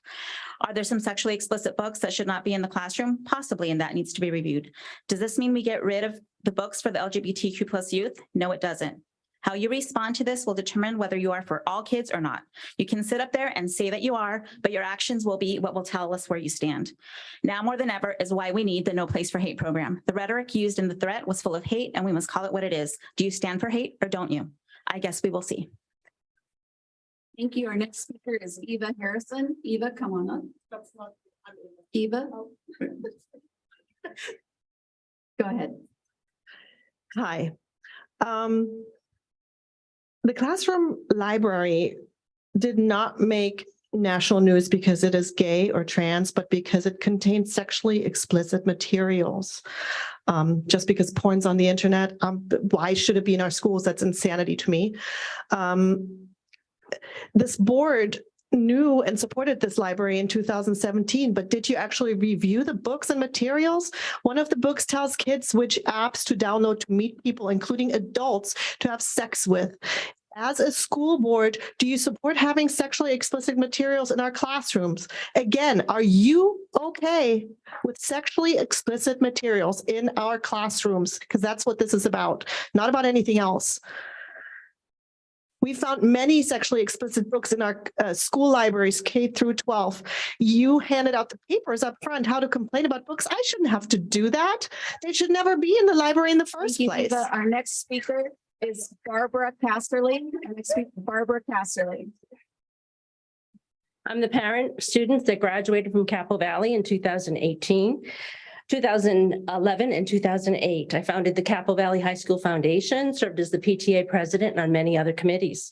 The headlines on the Atlas funded PAC in support of Judy Bullicus that defamed this district screamed these headlines, fighting woke extremists politics against radical sex identity politics being taught in the classroom, poses critical race theory that pits students against each other. With this now in my home, it was time for me to respond to the many who disagree. Endorsers on this rhetoric sent into my home included every member of the Mission Viejo City Council and some of you. If your name was on this hysterical campaign mailers, you have not publicly denounced this rhetoric, you are complicit. These headlines on mailer after mailer sent like a Fox News program. Thank you, Ms. Casterly. Love thy neighbor, no exceptions. Our next speaker is Ashley Stevens. Hello, Ashley Stevens. I'm a teacher at Arroyo Vista Middle School. I'm also our secondary VAPA lead. Didn't quite know what I was getting into when I chose to speak tonight, but I just wanted to speak to the agenda item about our arts funding and just say that we don't have choir at every single middle school, and wouldn't it be awesome to see what we have at Arroyo Vista and some of our other middle schools at every single one.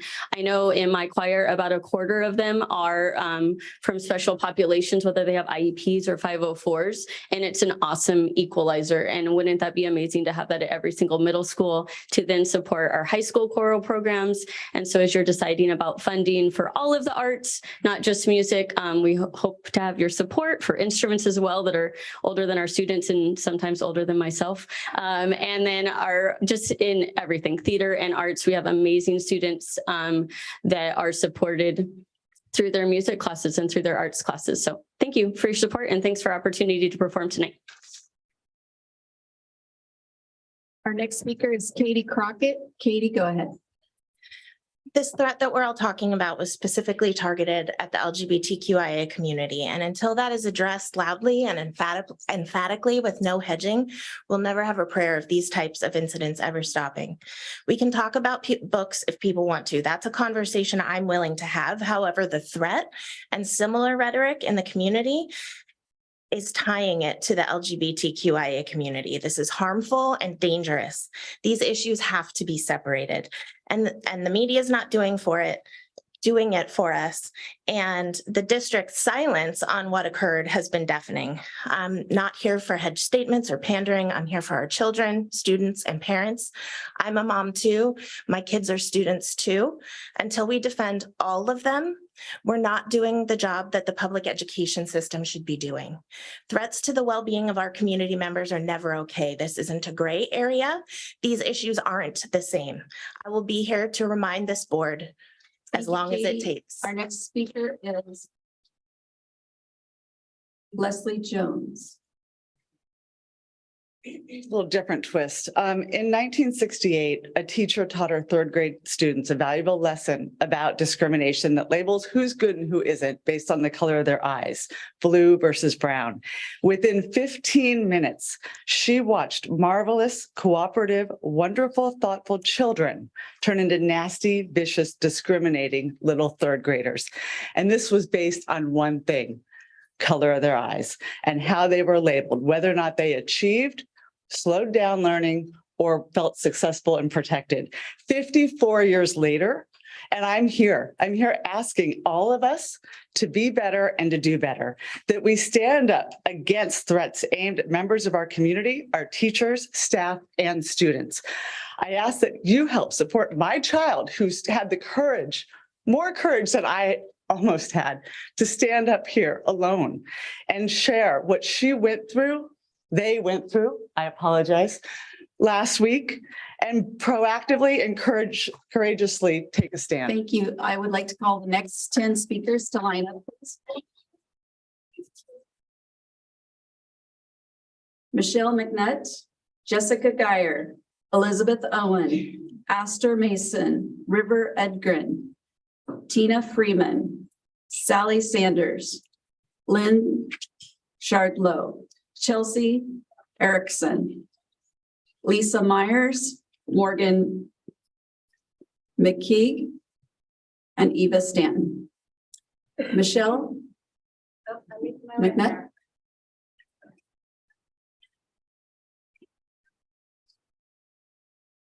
Michelle, please go ahead. Hi there. I'm here tonight to show support for our LGBTQ students and families, but especially for our amazing high school teacher at San Juan Hills, Flint. And while I appreciate the comments by our superintendent, it does not go far enough to denounce the transphobia and homophobia that are ever present in the district and clearly present in this room tonight. Anyone who has deliberately crafted a fake narrative around the content of books is actively contributing to the harm of our students in our community. I just want to say that I think Flint does amazing work. I would like the district to acknowledge that what they do is supported by data, that it is best practices, that they are keeping our students safe, and that they are providing an inclusive environment. Thank you. Our next speaker is Jessica Geyer. Good evening, Superintendent, President Castellanos, trustees, and our new trustees. Tonight, I am speaking representing myself, parent of 2 San Juan Hills students, and not representing any other entity. It is the work of us all to denounce any kind of threats of violence towards Flint, toward our superintendent, and toward our high school, period. I want to thank the superintendent and the board for sending an all staff communication and for your public comments tonight from some of you, acknowledging the threats made last week and denouncing threats.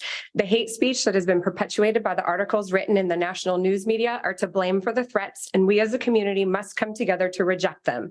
They are meant to dehumanize, because once a person or groups of people are othered, they are alone and easier to attack. They are meant to lure the ordinary person to believe that there is something unusual or wrong with that person, and the narrative then ensues. So our challenge and responsibility is to have a plan in place for when these attacks happen. In this district, we've seen them increase over the last few years with the harassment and subsequent resignation. Our next speaker is Elizabeth Owen.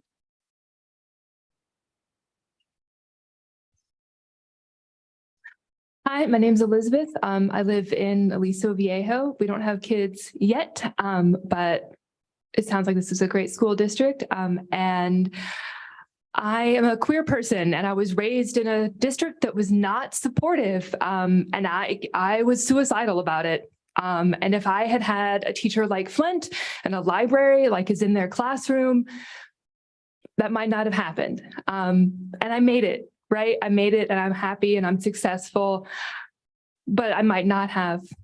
And so it's violence to say that books about you and your community and people like you are not allowed and are not appropriate for people your age, even though you are a person having this experience right now. That is a form of violence to separate children like that and to say that books about you are too mature for people your age. Thank you. Our next speaker is Esther Mason.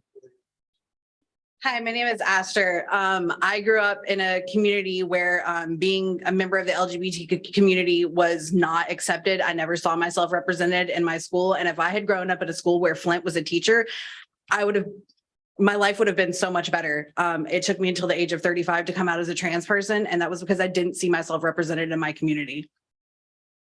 Thank you. Our next speaker is River Edgren. Hi, y'all. I have two children who attend San Juan Capistrano Elementary School. And on my way here today, I was actually explaining the situation as to why I was attending this meeting. And my 9-year-old who attends one of the schools verbatim said, "But I thought hate didn't live here." Visibility and representation of all kinds matters. I want to thank Flint for their continued bravery and strength in showing up authentically and being an essential and life-saving individual to their students and to the rest of their community. Your existence, Flint, as a teacher and a member of our community is one of the only reasons why I feel okay about keeping my students in this district. Our next speaker is Tina Freeman. Tina Freeman. We can go on to the next speaker, Sally Sanders. Hello, my name is Sally Sanders. I live in Laguna Beach, California, and I'm an activist.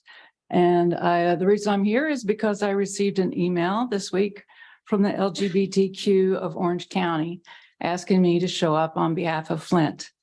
I didn't know them. I never heard of them. I didn't know what was going on down here, but I am an anti-fascist activist, and it's a good thing I'm retired because I'm very busy here in Orange County, showing up at shit like this. And I just want to speak out about the very second person that came up here to speak tonight. I didn't catch their name, but they're from an organization called Gays Against Groomers, and they are a hate group. They're very violent. And you guys really need to do something to protect your teachers. This is sad. Our next speaker is Lynn Shardlow. Shardlow. Thank you, Lynn. Go ahead. Hi. I've been involved in education as a teacher for almost 30 years. And I agree, I don't want to see pornography and sexually explicit material, especially in junior high and high school. I don't think it's appropriate. However, I do think that students, children of every sexual persuasion, agenda, whatever, should feel safe. If they can't feel safe with their parents, they should be able to feel safe talking to an adult, because over 40% of children commit suicide. So would you rather have a child that's pretending to be straight or a child that's alive and can feel safe and productive and be a wonderful citizen? Our next speaker is Chelsea Erickson. I just want to say I agree with what was said previously.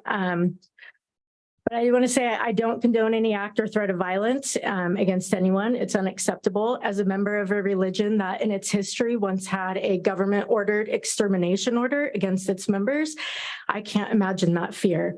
We need to learn to see past our differences and find common ground, whether that's against violence or another area that I hope we can all agree on tonight, and that's pornography and pornographic material has no place in our schools. I don't care the characteristics, the gender, the sexualization, the sexual orientation, skin color, etc. Pornography is pornography and should not be available through our TK through 12 schools. There are many negative effects that come from pornography. If you ask Tim Ballard, the head of Operation Underground Railroad that fights against child sex trafficking, he will tell you pornography is the main reason that that industry exists. Our next speaker is Lisa Myers. Lisa Meyer. Hello. First up, I stand with the LGBT community. That's really what I'm here for. Really, the book banner started going against those books. Now they've continued to go against other books, and I want to bring that to everybody's attention.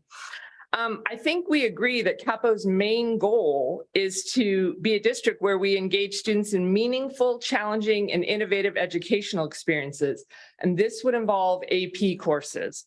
The AP Literature course is one of the most rigorous that a high school student can take. It requires reading from diverse authors and issues that might, from someone's cultural viewpoint, be considered controversial. One specific book that the book banners would like to ban is Toni Morrison, the African-American Nobel Prize-winning author, in her book, The Bluest Eye.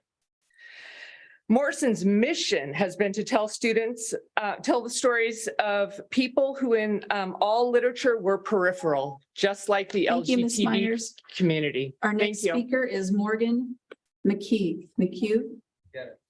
Hi, my name is Morgan McCaig, and in light of recent news, publications, and security threats, I would like to express my support for the teacher Flint at San Juan Hills High School. I was lucky to have them as a teacher for English 3 in 2013 through 14, and also AP Lang in 2014 and 2015. I believe that Flint embodies the mission, values, and WIG's wildly important goals of CUSD. I remember practicing navigating online news media with care and a critical lens with my peers, which does support the mission to prepare our students to meet the challenges of this rapidly changing world. They made every effort to make their curriculum, their classroom welcoming for all students, which is also part of the facilities section to optimize facilities for all students. Flint proofread my college essays and supported me in my successes, as well as was reasonable and kind when I failed. I hope the board continues their support for Flint. Thank you. Our next speaker is Eva Stanton. I don't know why we can't just have better sexual education and safety tactics in school, as well as do the work to make sure that students treat each other with respect and honor boundaries. Just because a book includes information you may not want your child to read does not mean that they don't know about its contents. The internet, Wattpad, HBO, or dare I say it, their friends, or that you should be able to deny the right for access to LGBTQ plus books and the like. These books are chosen for a reason, and they help explain inclusive rhetoric for students and make people feel seen, safe, and inspired. So if sexual content makes these books unreadable, how would you condone your children reading the Bible? Have you even read it? So maybe only heterosexual interaction is appropriate. This is very telling.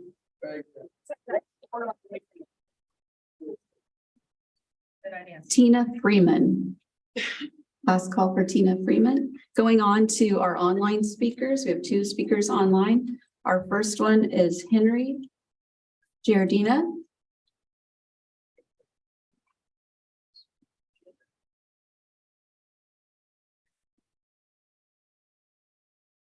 Henry's not online. We'll move on to Michelle Palassel Campbell.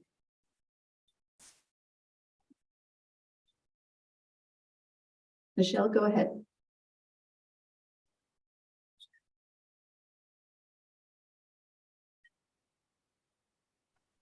Yay for the unmute button. Good evening, Superintendent, Board of Trustees. The National PTA stands with the LGBT community and denounces all hate, violence, and rhetoric in our country. Acts of hate have a profound effect on the communities impacted in our nation. Must do better. PTA has long believed that every child deserves to go to school excited to learn in a safe and nurturing environment, and every person deserves to go out in society without fear of bullying, violence, or discrimination. It is urgent that we understand, value, and embrace the uniqueness of all individuals and appreciate that each contributes a diversity of views, experiences, preferences, cultural heritage, traditions, skills, abilities, and values that enrich and strengthen our nation. It's critical that we rise to correct the inequities and injustices that permeate the United States. Anna King, our national PTA president, made this statement on December 5th. And unfortunately, we had the event that happened on December 6th at San Juan Hills. I hope our community knows that we support them as PTA. Thank you to all that Flint does and has done for the students for years in this district. Thank you, Michelle. This concludes our speakers for oral communications. Thank you. We will now move to the consent calendar. Mrs. Hayes, do we have any speaker cards for the consent calendar? We do. We have one online speaker, Michelle Colosso Campbell. I finally got myself muted again, and now I'm unmuted. Michelle, go ahead for consent calendar. Good evening, Superintendent, Board of Trustees. In the past month, PTAs across the district have donated through the district gift account $138,663.73 to cover the cost of Meet the Masters programs, Raz Kids reading programs, field trips, accelerated reading program, playground equipment, Canon cameras for middle school photography classes, whiteboard tables, NovoCast devices, Epson projectors, iPads, student supervisor salaries, outdoor science camp, art masters program, legacy programs, projectors and whiteboards, paraeducator salaries. The district PTAs are proud to partner with our district to enrich and expand upon the educational programs in our schools. We look forward to continuing this partnership in the coming year. Thank you, Michelle. Okay, do any trustees have any consent items that they wish to pull tonight? Trustee Hanachek? I would like to pull 16.B.9. 16B9. Any other trustee? 16B9. No? Okay, seeing none. May I have a motion to approve the consent calendar minus 16B9? Second. Moved by trustee Parham and seconded by trustee Bullicus. Mrs. Hayes, please call the roll. Student Board Member Zhao. Aye. Trustee Bullicus. Aye. Trustee Castellanos. Aye. Trustee Davis. Aye. Trustee Hanachek. Trustee Jones. Aye. Trustee Parham. Aye. Trustee Pritchard. Aye. Motion carries 7-0 by a roll call vote to approve the consent calendar with the exception of 16B9, the item that was pulled, with student board member Zhao casting a preferential vote of aye to approve the consent calendar. Now on to discussion items for the evening. I would like to recognize Clark Hampton, Deputy Superintendent, Business and Support Service, to present the item. Certification of 2022-23 first interim report. Thank you, President Castellanos, trustees. So this is, Hold on, Mr. Ham, do we have any speaker cards on that? Is that first, or he presents and then we? Okay, thank you. thank you. So this, per the requirements of AB 1200, this is the first interim report of the financial condition of the district for the current and following 2 years. I'd like to introduce Assistant Superintendent for Fiscal Services, Philippa Townsend, to present the item, and I want to thank her and her staff for the work they perform throughout the year to keep the financials in order. Help. Good evening. Next slide, please. As an introduction to the first interim budget discussion, this chart shows the state budget allocation for additional funding for existing programs such as the LCFF funding formula and various new and one-time ongoing grants. The breakdown between one-time and ongoing money is important because the governor is conservatively allocating money so that when the state sees a decline in revenue, possibly coming as soon as next year, the state has a cushion so ongoing programs are not impacted as much. Next slide, please. Beginning in 2020, the district developed reopening plans to assist students with learning loss and to help with social emotional problems resulting from the pandemic. With the advent of COVID funding from ESSER and from state learning loss monies, new programs to assist students were developed, including reduced class sizes, adding elementary physical education programs, providing each school with an additional teacher for multi-tiered systems of support and professional learning coaches, plus providing one-to-one devices for all grades. Most of these programs were anticipated to end after the 22-23 or 23-24 fiscal years when funding was exhausted. Next slide, please. With the careful use of the latest round of categorical funds, there is an opportunity to continue these programs to help students for another 4 years until the end of the 27-28 school year. Next slide, please. As we have transitioned more heavily back to categorical funding sources, which is similar to how districts were funded before the Great Recession, it requires thoughtful planning to use the money to support district goals, rather than the categorical funding itself driving the goals. This starts with prioritizing district goals and then determining which categorical program can be used to support that goal and the deadline for spending that money if it is a one-time funding source. Next slide, please.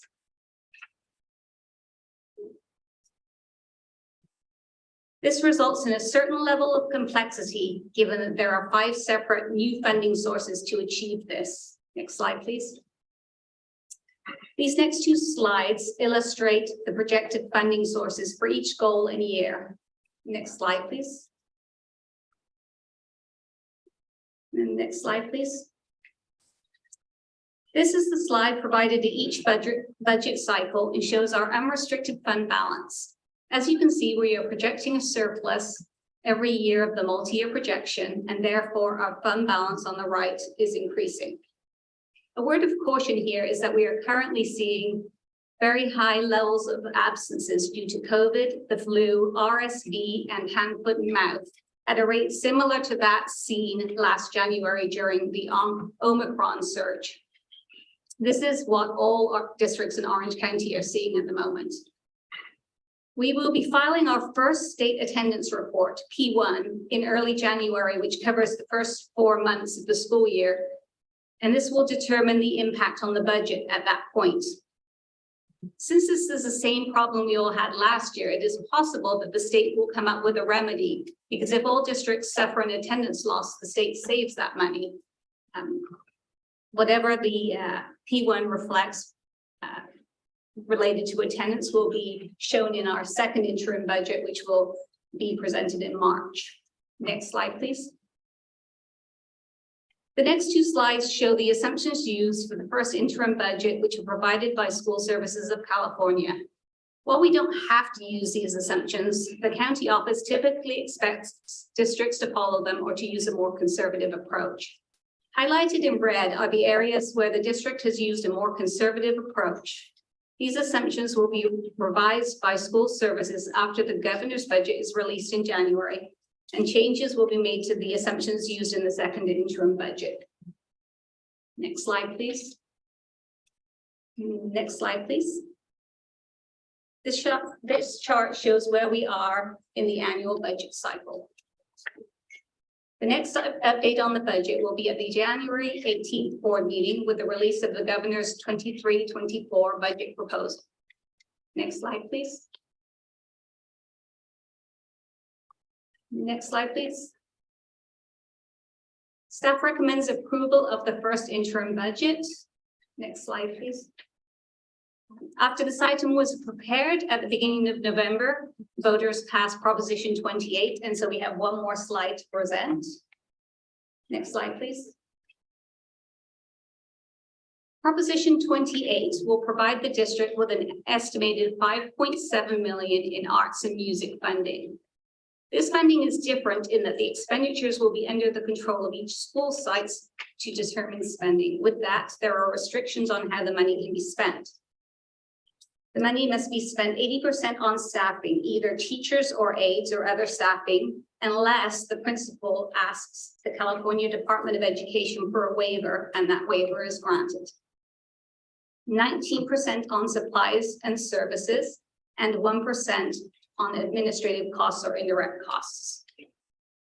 Schools are funded based on their enrollment count and on the number of Title I students. So a small school would likely have to pool their money with other schools to be able to hire a full-time teacher. This money is in addition to Prop 98, and so it doesn't take money away from other educational programs. And that concludes our presentation of the first interim budget. Thank you. Mrs. Hayes, do we have any speaker cards on this item? We do. We have two speakers this evening. The first is Veronica, and the second is Luca Green. Veronica, please come forward.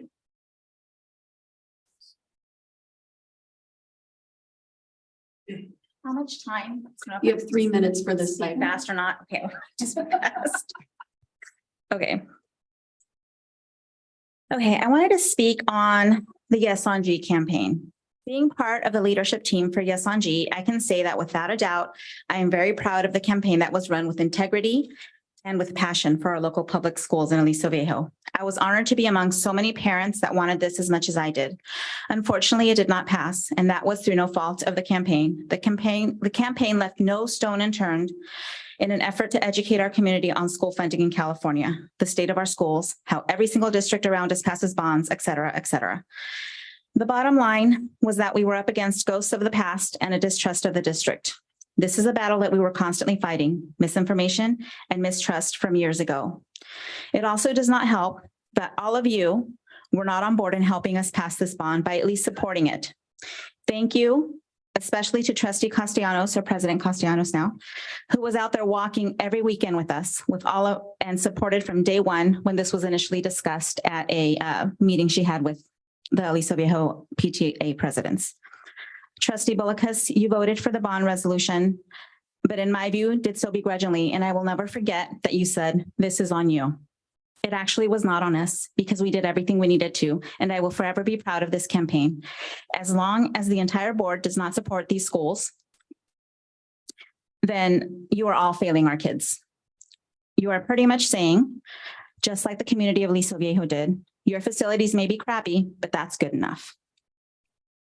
And Trustee Davis, you didn't support us at all. You didn't have any faith in us. So a united front would have helped combat the negative campaign that was against Measure G. And I hope that in the future you continue to support school bonds, because as we know, there's no other way. But our community in Aliso Viejo believes, and they've said, you guys can find another way. And I don't think there is. So thank you. Thank you, Veronica. Our next speaker is Luca Green. Good evening.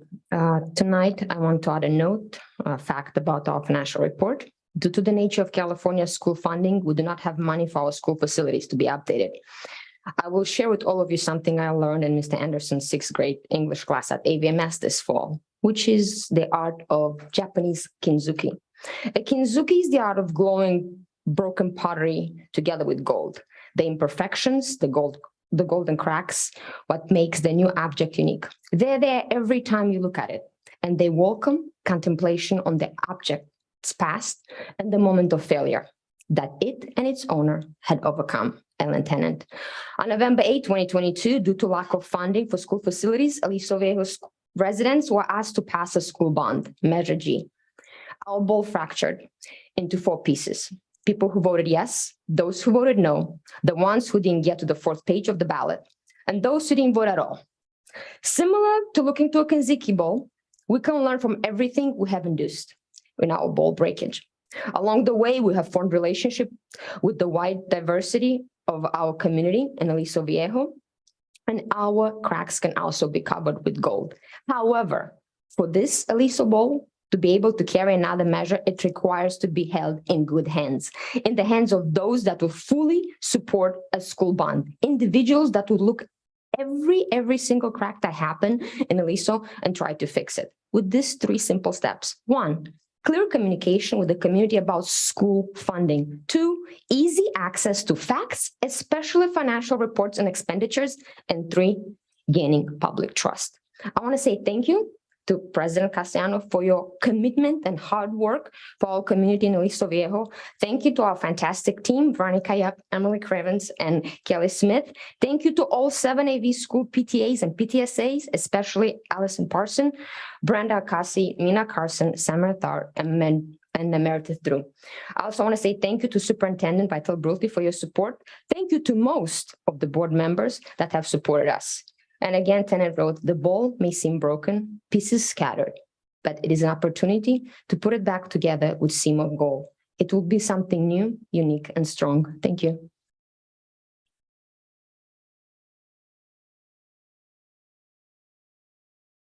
Okay, any comments or questions by the trustees? No? May I have a motion to approve the certification of 22-23 first interim report? Moved by trustee Hannachek. Seconded by trustee Pritchard. All those in favor? Aye. Motion carries 7-0 with a preferential vote of aye from student board member Zhao. Let's go on to our next item. Arts, music, and instructional materials discretionary block grant plan 22 through 26. I'd like to recognize Gregory Merwin, Associate Superintendent, Education and Support Services, to present the item. Thank you very much, President Castellanos, trustees, Superintendent Vital Brutti. Staff presents item 2, Arts, Music, and Instructional Materials Discretionary Block Grant Plan 2022-2026. So as stated in the board report, the block grant provides one-time funds that may be used for arts, music, and other purposes as defined by the California Department of Education. Staff's recommendation in this plan, as you'll see in the report, is to allocate $1.2 million for our music and VAPA programs, and then provide funding to support class size reduction and to continue funding the elementary PE program and behavior support programs. Staff's recommendation to allocate the money in this manner takes into account the new funding you just learned about from Proposition 28, Arts and Music Education in Public Schools, that begins in the 23-24 school year. As Assistant Superintendent Townsend shared with you, that's separate from this grant, and that will provide $5.7 million of ongoing funding to specifically support music and the arts. So therefore, as we made our recommendation in this report for the block grant plan to support music and VAPA, is to set aside $1.2 million to provide support this year to address immediate needs, such as material instrument and equipment purchase and repair, VAPA materials, and professional learning. And then with the addition of the Prop 28 funding for arts and music that begins next school year, it then allows staff to focus the majority of the block grant plan on multi-year funding for our multi-tier system of support. So I am joined this evening by Assistant Superintendent Carrie Johnson and Executive Director Stacy Yogi, who will also assist with questions. Staff recommends approval. Thank you. Thank you. Mrs. Hayes, do you have any speaker cards for the item? We do not. Okay. Trustees, questions, comments? Trustee Bolkus? How many schools do we have that we support in music? Number of schools. Number of schools we provide support for them in music. Trustee Bulkus, all of our schools. What is that number? 57. Okay, I thought that's what it is. What's 1.2 million divided by 57? How much money is each school going to get? I'm happy to share that breakdown for you. Or it's not going to be divided by school, but it will be divided by ADA, or how are we looking at that? Yeah, it's being divided by programs. So the $1.2 million, each high school will get a certain amount of money, each middle school will get a certain amount of money, every VAPA, materials for every VAPA student. I believe we have. Dr. Merwin, I have the information, yeah. So for music programs, it's $50,000 for comprehensive high school and $5,000 each for union and ATP for musical instruments and equipment purchase and repair, $25,000 per middle school and K-8 for musical instruments and equipment purchase and repair, and then $150,000 for elementary music for musical instruments, equipment purchase and repair. And then for VAPA, visual performing arts, $15 per VAPA student for materials, supplies, repairs, and specific curriculum needs. And $25,000 per high school for general VAPA materials, trainings, equipment, et cetera. And then $10,000 per middle school for general VAPA materials, training, equipment. Okay, and how did we get to those numbers? In other words, like Ashley Stevens brought up with Arroyo Vista Middle School performing tonight, there are some middle schools that don't have a choir. So does this mean that you based it off of what are existing programs or leveled the playing field so that everybody could try to have the programs that we see fit for our students? Yeah, I'll start with that. So the way that we came up with this allocation was based on results that we received from a survey from our music teachers. We received their priorities, and then we looked at the funding that would be needed to meet those priorities. And they did not include, for example, more music teachers. They were focused more on repairing instruments, on equipment, on materials, on professional learning. That's what we then built this $1.2 million on. Also knowing, again, that in order to be able to, with the Prop 28 funding, that will actually support salaries of music staff. This is one time, that's ongoing funding. So that's why we saw them separately and why we went with the 1.2 million one time from the grants, understanding the Prop 28 ongoing funding that would actually support those types of positions. Positions, yeah. Correct. Do you foresee in supporting those positions that we will be increasing in our elementary schools so we don't have these music teachers running around like to the minute, covering 5 different schools and like 65 kids in the class? Would that be a starting ground, or have we gotten that far yet? How we're going to break down those monies? We within the last month, we received what those allocations will look like for Prop 28 site by site. So we will be looking at exactly that. I believe, and Assistant Superintendent Townsend can maybe clarify too, it's to augment, it's not to supplant what's currently there, but to add to it. So we could look at things such as, instead of 2 trimesters, 3 trimesters. We can look at adding more programs, not just replacing what we currently have. Is that correct? Yes, that's correct. And also keep in mind that unlike normal categoricals, this one will require that the principal gets to decide how the money is spent. So of course there would be guidance from the district, but it is the principal's decision. The school site. I'm sorry. At the school site. Yes. That's music to my ears. Get the music. And I do understand taking this money and where you can categorically support the goals. And we very strongly heard that we want to continue supporting reduction of class size in elementary school. We absolutely, the elementary schools have told us that having the additional help with PE has created fabulous PLC, which then helps our MTSS and all those other programs.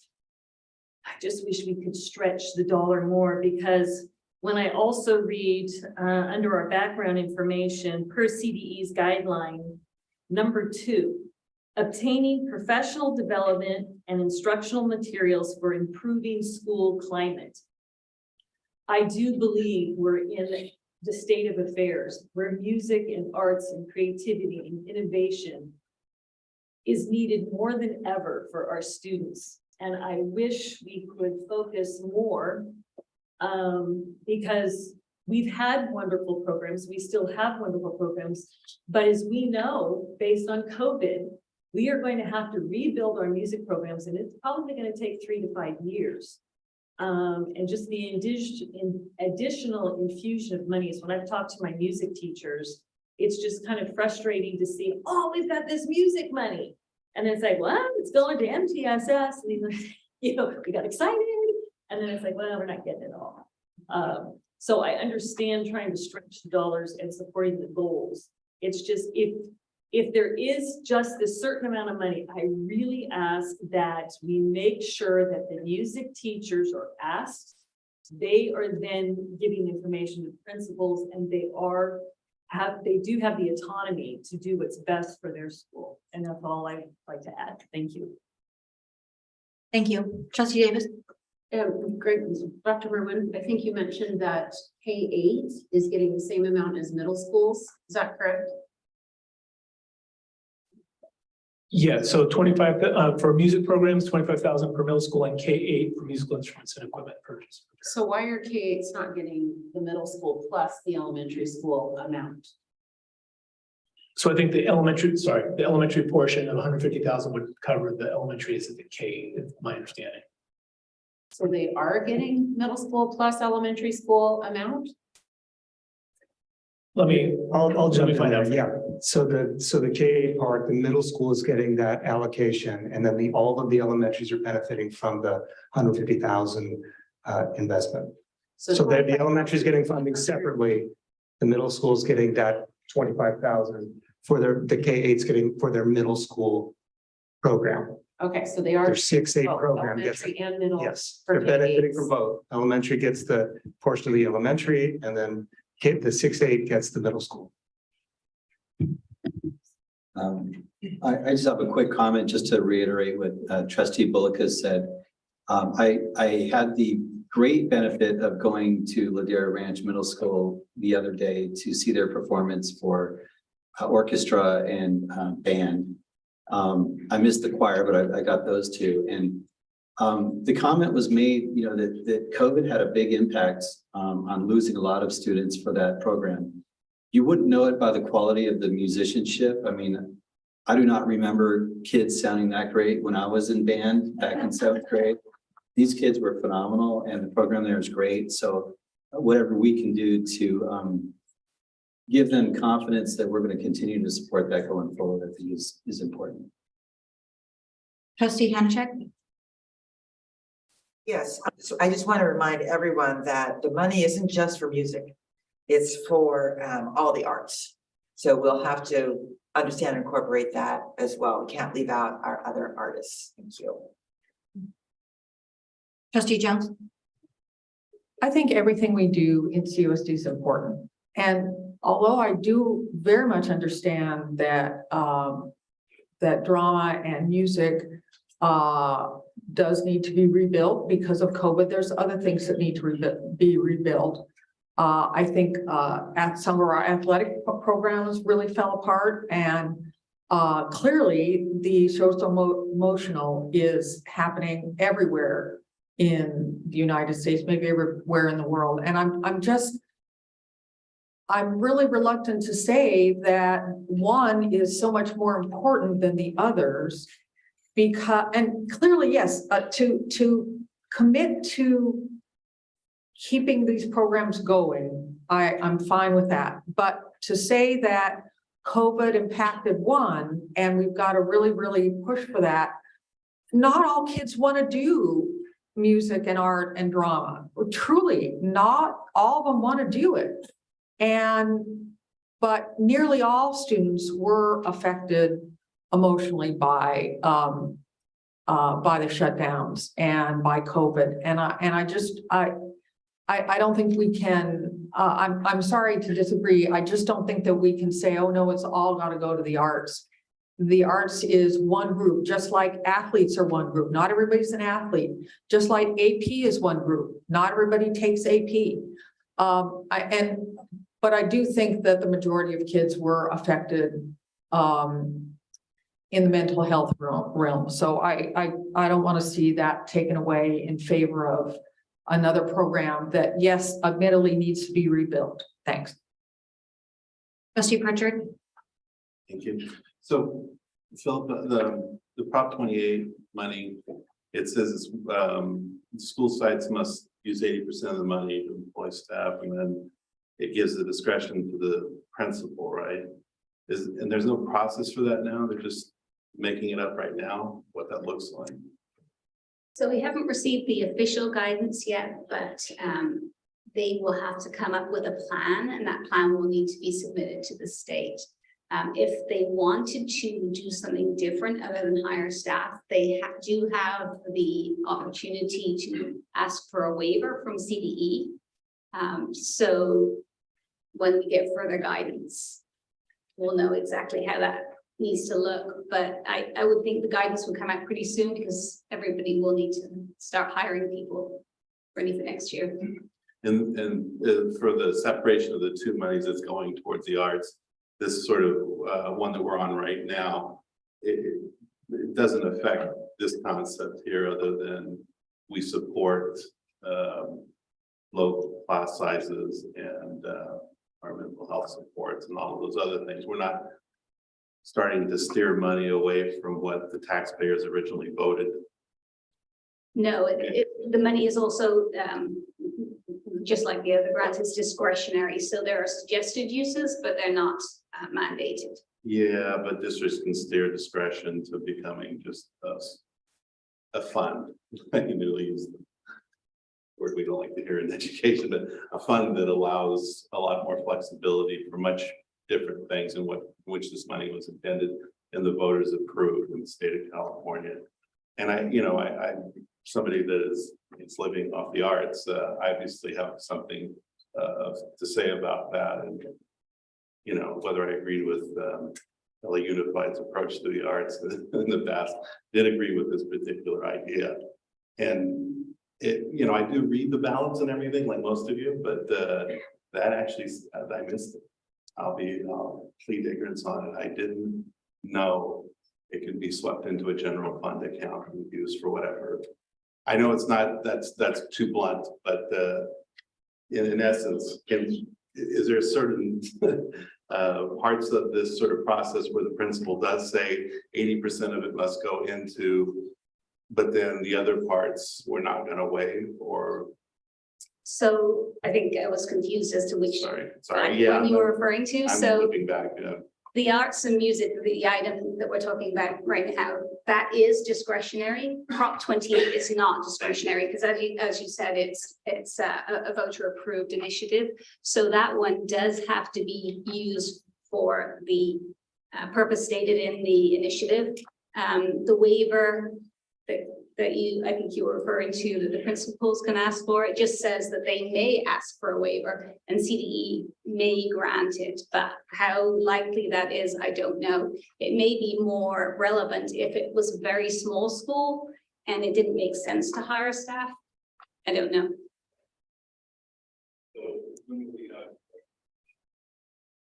I assume it's going to be very soon because everybody will want to start hiring. Okay, may I have a motion to approve the art? My light's on.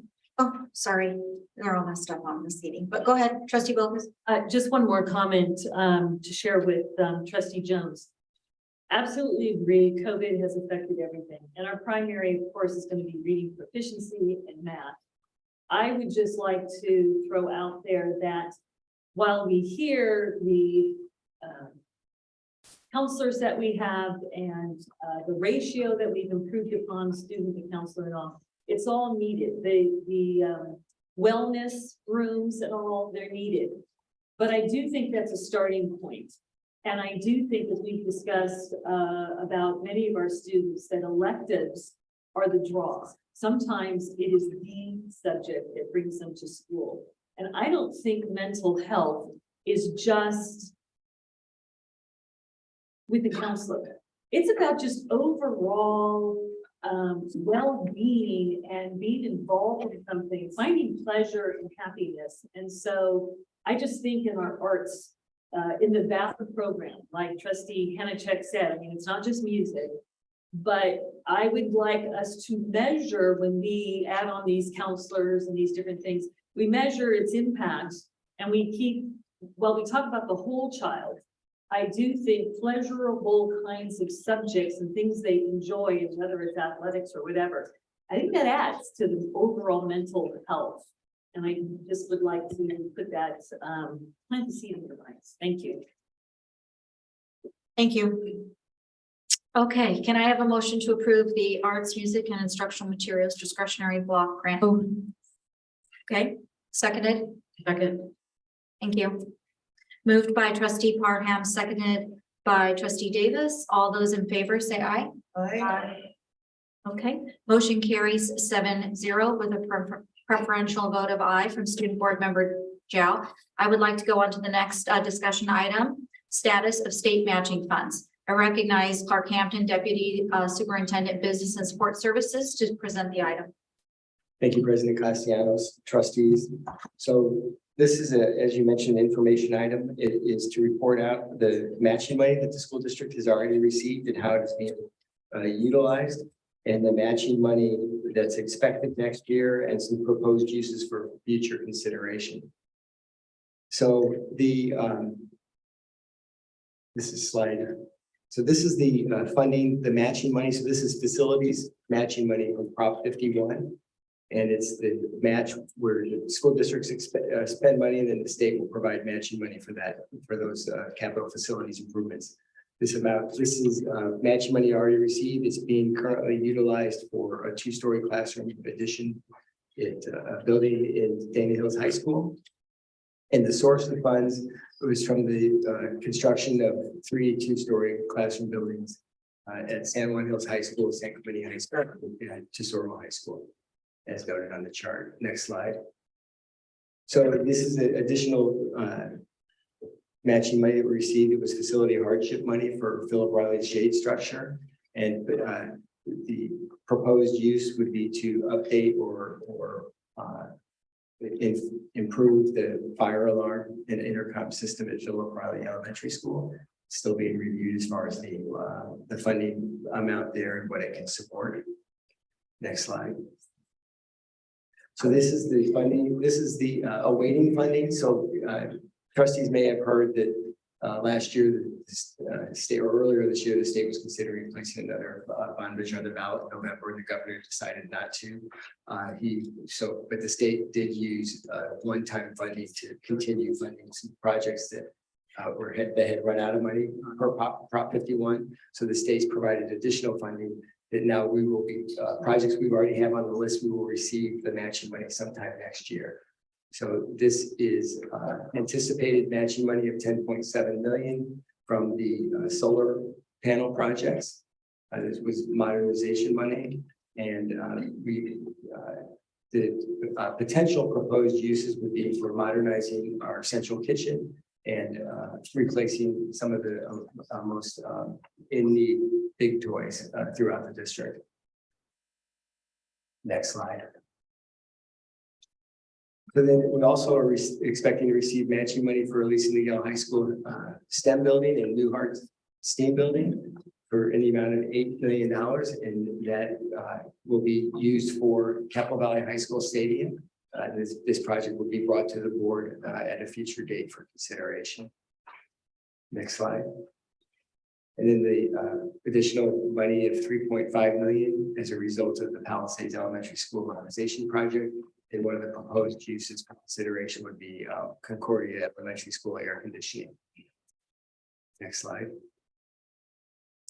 So there's 3.6 million as a result of modernization at Ambuel Elementary School. And this proposed spending for consideration would be to modernize the tutor time building as the operations that are currently there for Ambuel Elementary School move into the main campus. And the tutor time building is freed up to house Cal Prep Academy and then K8 Capistrano Virtual School. Next slide. So that concludes the presentation. Again, those projects mentioned are proposed for future consideration. And this is an information item only. Any questions? We'd be happy to answer. I think first, do we have any speakers? Okay. We have one in-person speaker, Katie Anderson, and one online speaker, Michelle Colossal Campbell. Katie, please go ahead. Good evening, Superintendent, Board of Trustees. My name is Katie Anderson. I'm a parent at Dana Hills High School. Over the last few months, I've learned a lot about education funding and the importance of state matching funds. It's been quite an education, especially with respect to rebuilding our facilities. These matching funds are critical for the desperately needed building that is currently planned to replace only some of our dilapidated portables on the Dana Hills High School campus. And especially since these funds don't depend on passing a bond. And to me, that's pretty important.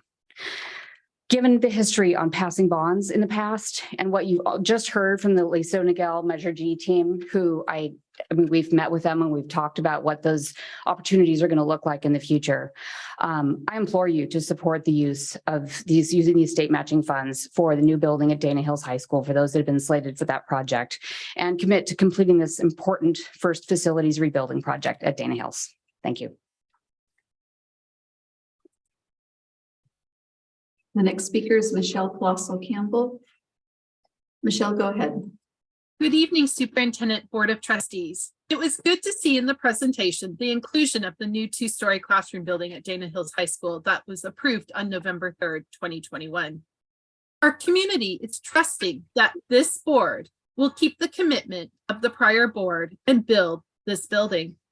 Being faithful to commitments and promises is a great way to create and establish trust with our communities.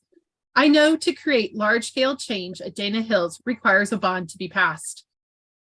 But following through on a commitment from November 2021 shows this community and all of the CUSD community that CUSD completes what they promise and that we can trust you with our tax dollars moving forward.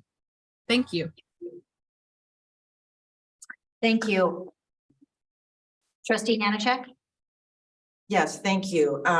In the presentation of the item, we've got it under the CUSD Week 3 facilities, optimized facilities, and learning environments for all students. Well, when I make decisions as a board member, I think of students first, and then I work out from there. So the challenge I'm going to have when we move forward on this discussion, I recognize that a central kitchen project is probably very much needed, but it doesn't have students in it.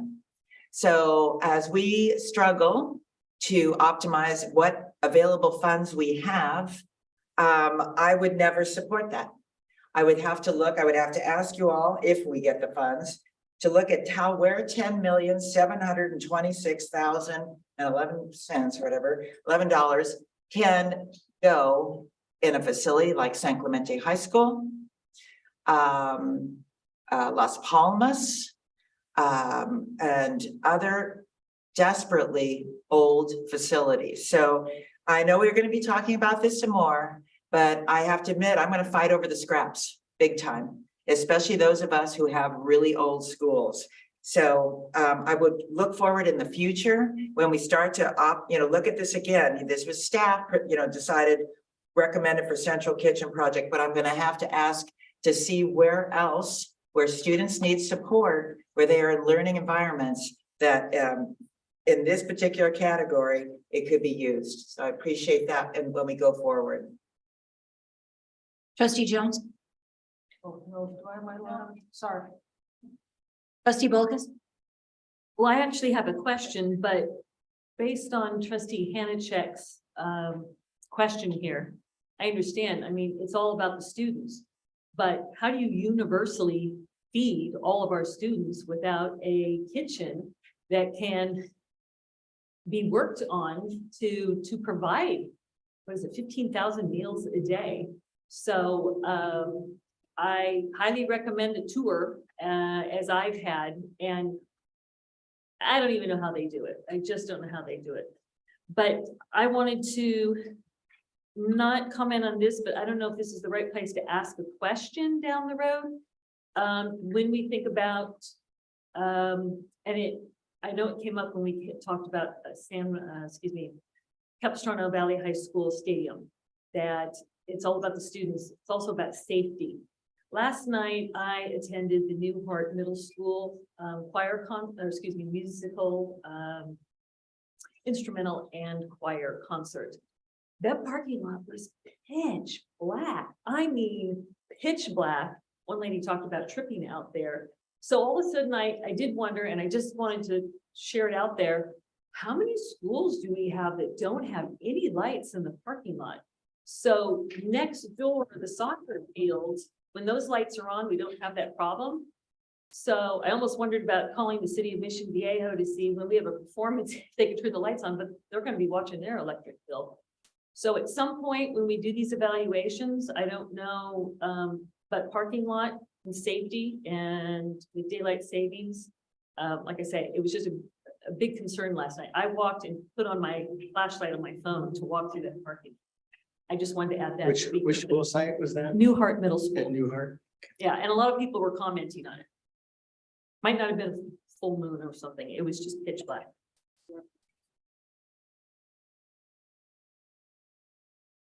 Trustee Jones, now you want to. Yeah, quickly, the elementary schools are not used at night nearly as much as the high schools. The middle schools, maybe kind of sort of in between.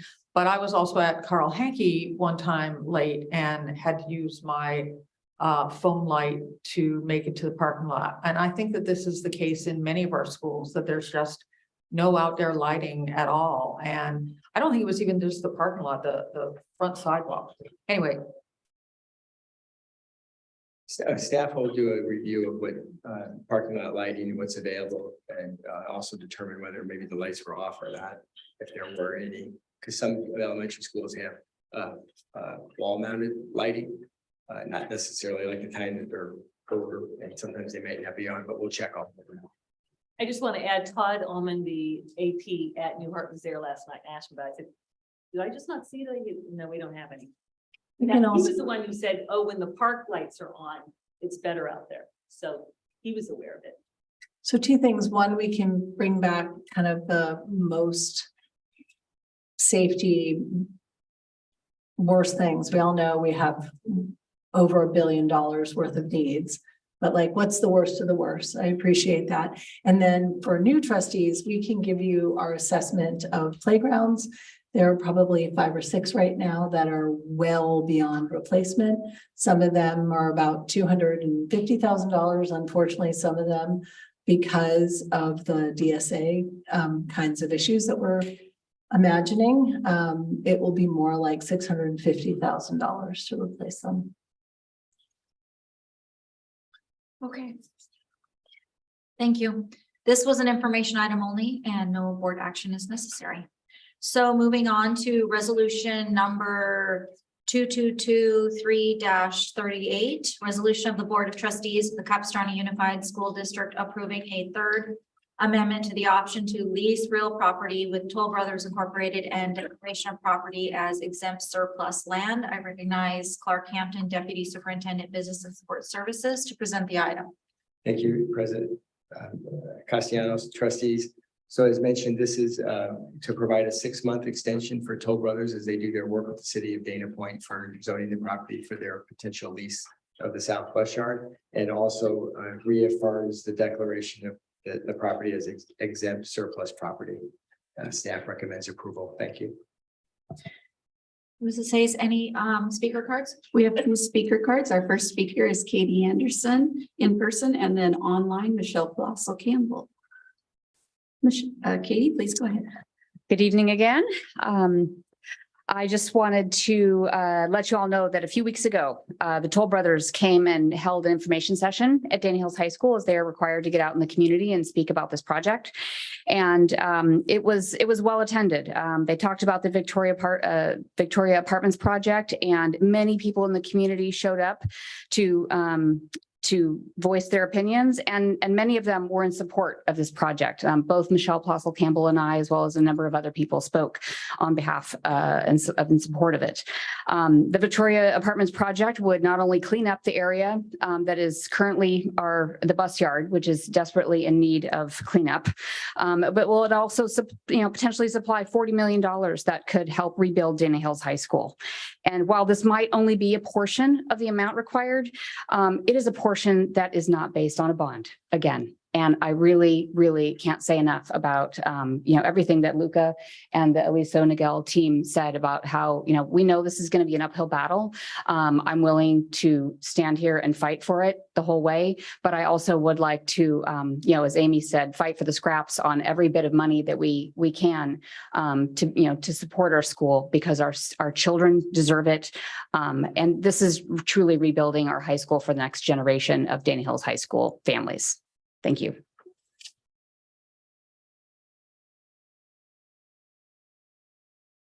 Michelle Plossel Campbell, please go ahead. Good evening. Speaking as a private citizen, I support Resolution 2223-38. Our communities requested that the district use surplus properties to help offset the cost of facility work at our school sites. This resolution shows CUSD is listening and working to find solutions for our facility needs. Bonds will still be needed, but this helps reduce the total bond amounts. So thank you for moving forward with this. Thank you, Michelle. Any discussion from the trustees? Move approval. Oh, I'll second. I think there's a couple of comments. Hold on. Anybody? It's sorry, I don't have a screen here that's really work. Oh, well, I mean, they're different names and it's much easier. No? Oh. This is, yes. All right, moved by, hold on, did you get it? I need to call the roll because it's a resolution. Oh, did somebody move it though? Yeah. Trustee Jones and second. Okay, thank you. I missed it. Got it. Student Board Member Zhao. Aye. Trustee Bullicus. Aye. Trustee Davis. Trustee Jones. Aye. Trustee Pritchard. Aye. Trustee Hanachek. Aye. Trustee Parham. Trustee Castellanos. Aye.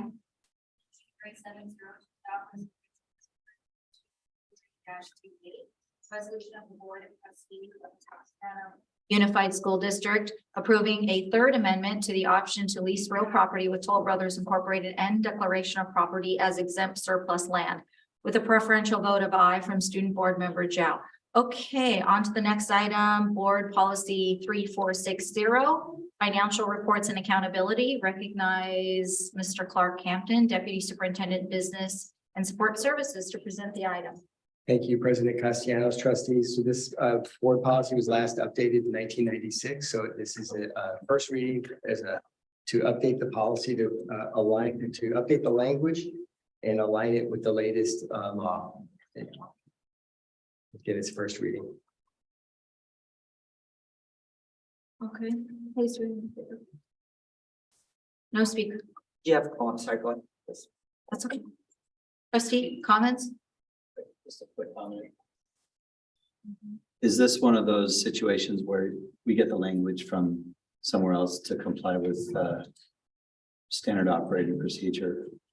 So the language we received to get from California School, the business, California School Boards Association. Right. Yes. Right. It's one of the sources of. And is it compliant with GAAP for? Obviously, it must be, right? Yes. Okay. So I would, I guess, move To waive the the reading. second reading. Do I have a second? I'll second. All those in favor? Aye. Aye. Okay, any opposed? Okay, so the motion carries 7-0 to waive the second reading of the Board Policy 3460, Financial Reports and Accountability, with Student Board Member Zhao casting a preferential vote of aye. May I now have a motion to approve Board Policy 3460, Financial Reports and Accountability? So moved. Moved by Trustee Hanachek, seconded by Trustee Parham. All those in favor say aye. Aye. Any opposed? Okay, a motion carries 7-0 to approve Board Policy 3460, Financial Reports and Accountability, with Student Board Member Zhao casting a preferential vote of aye. I now would like to recognize Superintendent Kirsten Vitale-Brulte to present first reading of Board Policy 9110, Terms of Office. Similarly, this is a legal update, both in Education Code that was amended by AB 2449. And so it does two things in this policy. One, it makes sure to change from first Friday to second Friday in December.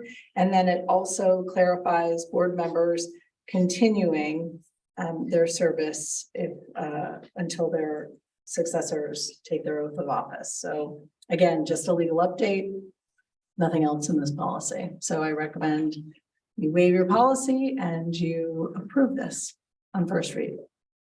Okay, Mrs. Hayes, any speaker cards?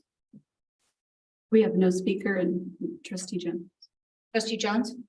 Yeah, I just wanted to comment, on the last, policy, we waived second reading and then we voted, and there's no guarantee that everyone's gonna vote in favor, so I really think we should be voting and then waiving first reading, if we do have, because we have to be unanimous.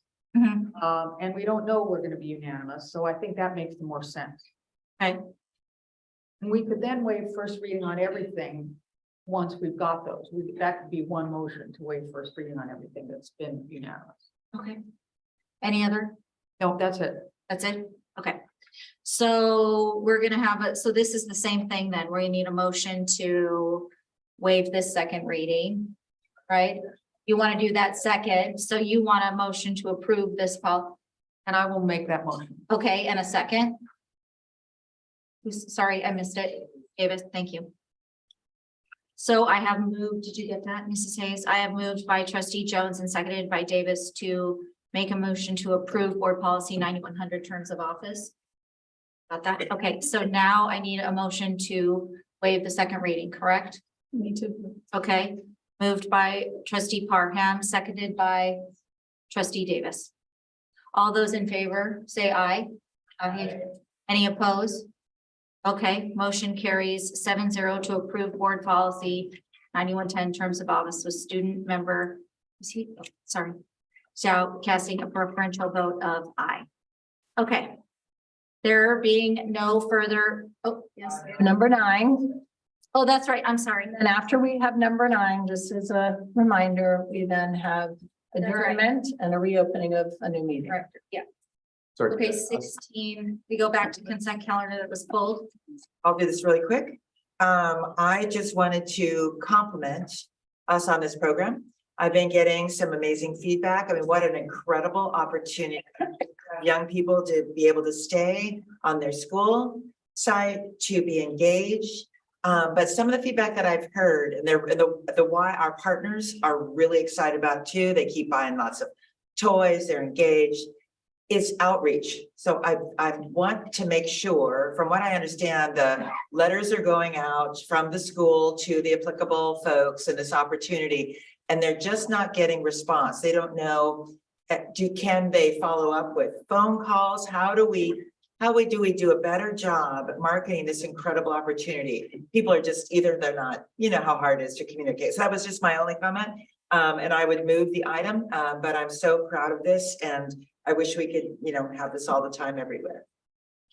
Thank you. We're very excited about it as well. We can provide an update to the board on how we're doing our outreach and the numbers of students that are involved in, as we're bringing in a new phase. We're very excited about doubling the number of students that are in the ELOC program. Thank you. Second by trustee Jones, did you? Okay, so item 16B9. Okay. A roll call vote? Or is it just all in favor? Okay, all in favor? Any opposed? Okay. It passes 16B9. I don't even know the titles. We go back to the last item. Student Yes, Advisor Alex had a I'm sorry. The question about discussion item 17A. Okay. 4, I believe. Sorry, my light. Oh, no, A4, I think In terms of office one, A3, sorry. So I know the superintendent brought up the point of, like kind of gauging the safety concerns of each site in order to allocate the money towards. And I was wondering if there's any way to get student feedback on that, especially considering, so I guess my question is, who is, like, what's the entity kind of responsible for gauging the safety concerns of each site or location that the budget is allocated toward? That's you, Mr. Hampton or Mr. Forney. It's a combination of work with Mike Beekman, the student safety person, and from the facility standpoint, John Forney, the chief facilities officer, and then we work in partnership with the principals at each of the sites to help keep us informed in areas that need to be addressed or reviewed. Okay, because I think sometimes there's situations for students which a lot of people can't even imagine sometimes.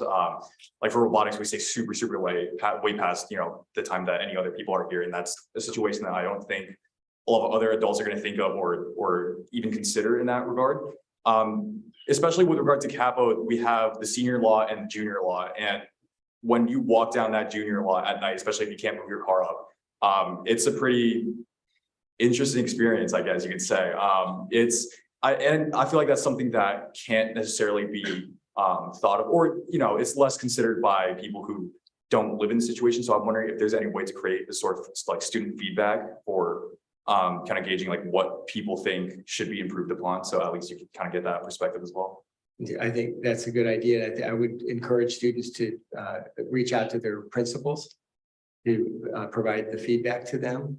And then the principals then can contact us and we can start exploring the ideas that the students have brought to the principal. Okay, so to get that message out to say that, hey, students should reach out to like the principal or whoever, would that be through like an email, or would that be through like Canvas blast? I'm not quite sure how we would do it. I think there are two separate issues here. One, what comes to mind is support and supervision of students, right? So that is something that's organized and orchestrated by site principals.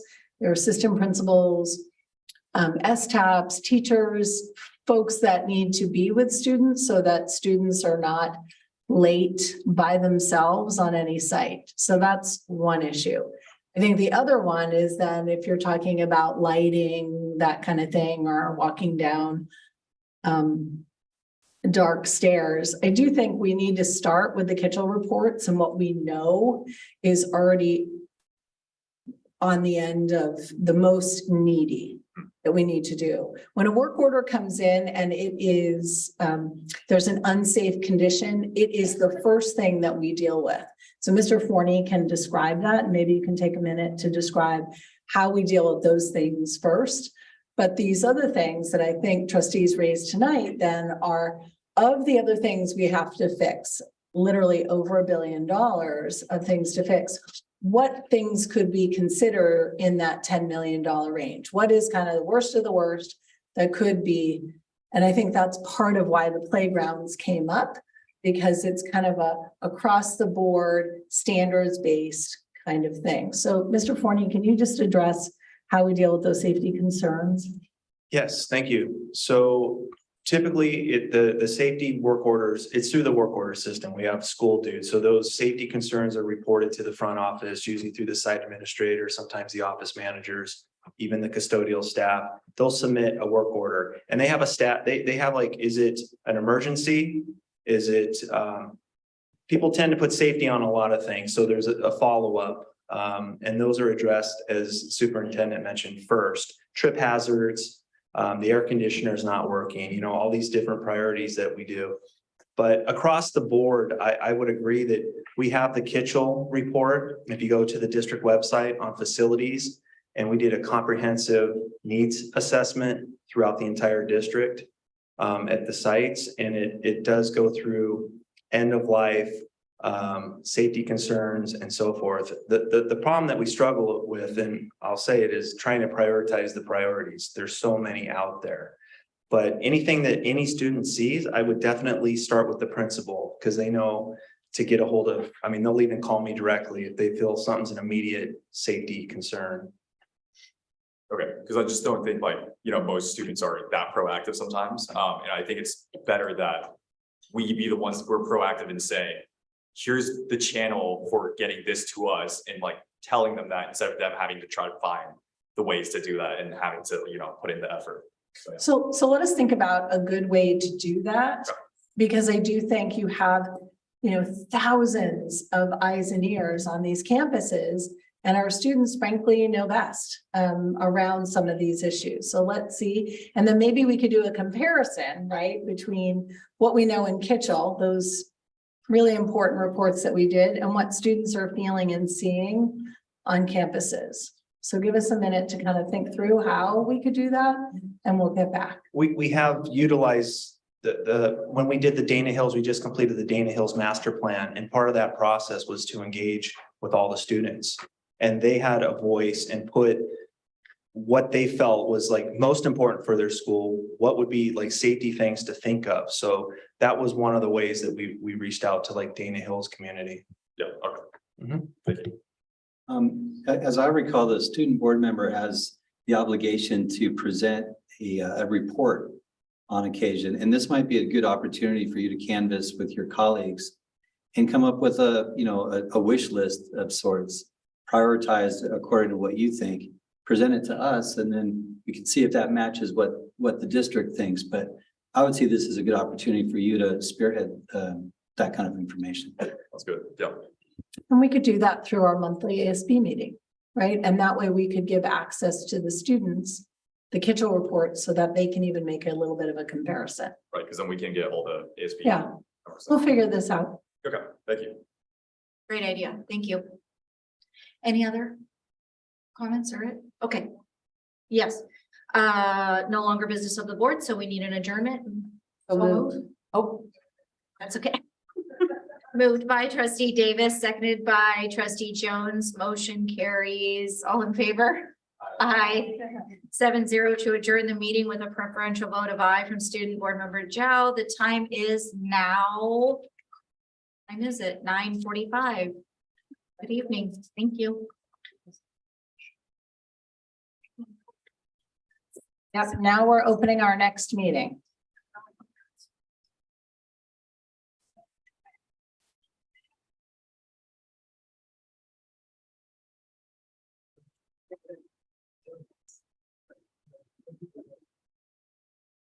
All right. Good evening and welcome to the December 14th, 2022 Facilities Corporation meeting of the Capistrano Unified School District Board of Directors. The meeting is now in session and the time is 9:45. Members of the public may attend this meeting in person or via Zoom. A registration link has been posted on the board meeting agenda page of our website for those who plan to call to address the board this evening. Mrs. Hayes, please call the roll. Director Bullicus, Here. Director Castellanos, Here. Director Davis, Here. Director Hanachek, Here. Director Jones, Here. Director Parham, Here. Director Pritchard. Present. Okay, the Pledge of Allegiance. Miss Martha McNicholas, would you like to lead it? I thought you might. Please stand and place the flag. Put your right hand over your heart.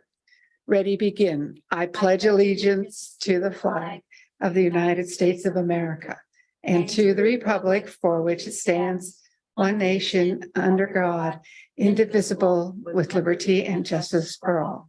Thank you. Okay, I have a motion to adopt the agenda? So moved. Second. Moved by trustee Davis, seconded by trustee Parham. Oh, sorry. Oh, sorry, director. I gotta change my wording. Moved by Director Davis, seconded by Director Parham. Mrs. Hayes, please call the roll. Director Bullicus, Aye. Director Castellanos, Aye. Director Davis, Director Hanachek, Aye. Director Jones, Aye. Director Parham, Aye. Director Pritchard. Aye. Okay, motion carries 7-0. Discussion action. May I have a motion to adopt resolution number 2022-01, resolution of the Board of Directors of the Capistrano Unified School District Facilities Corporation holding annual meeting and electing officers of the corporation. So moved. Second. Okay, moved by Director Davis, seconded by Director Bullicus. Ms. Hayes, please call the roll.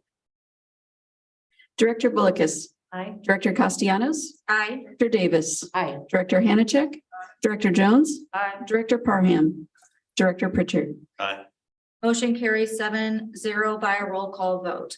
Approval of the minutes. May I have a motion to adopt the minutes of the December 15th, 2021 Board of Directors meeting? So moved. Second. Moved by Director Bullicus, seconded by Director Davis. Mrs. Hayes, please call the roll. This is incorrect on your script. You may call for a voice vote. Oh, okay. All in favor? Aye. Any opposed? Okay, motion carries 7-0 by a voice vote. Here we go. There being no further business before the board, may I have a motion to adjourn? Okay, wait, hold on. Who moved? Who moved? David, okay.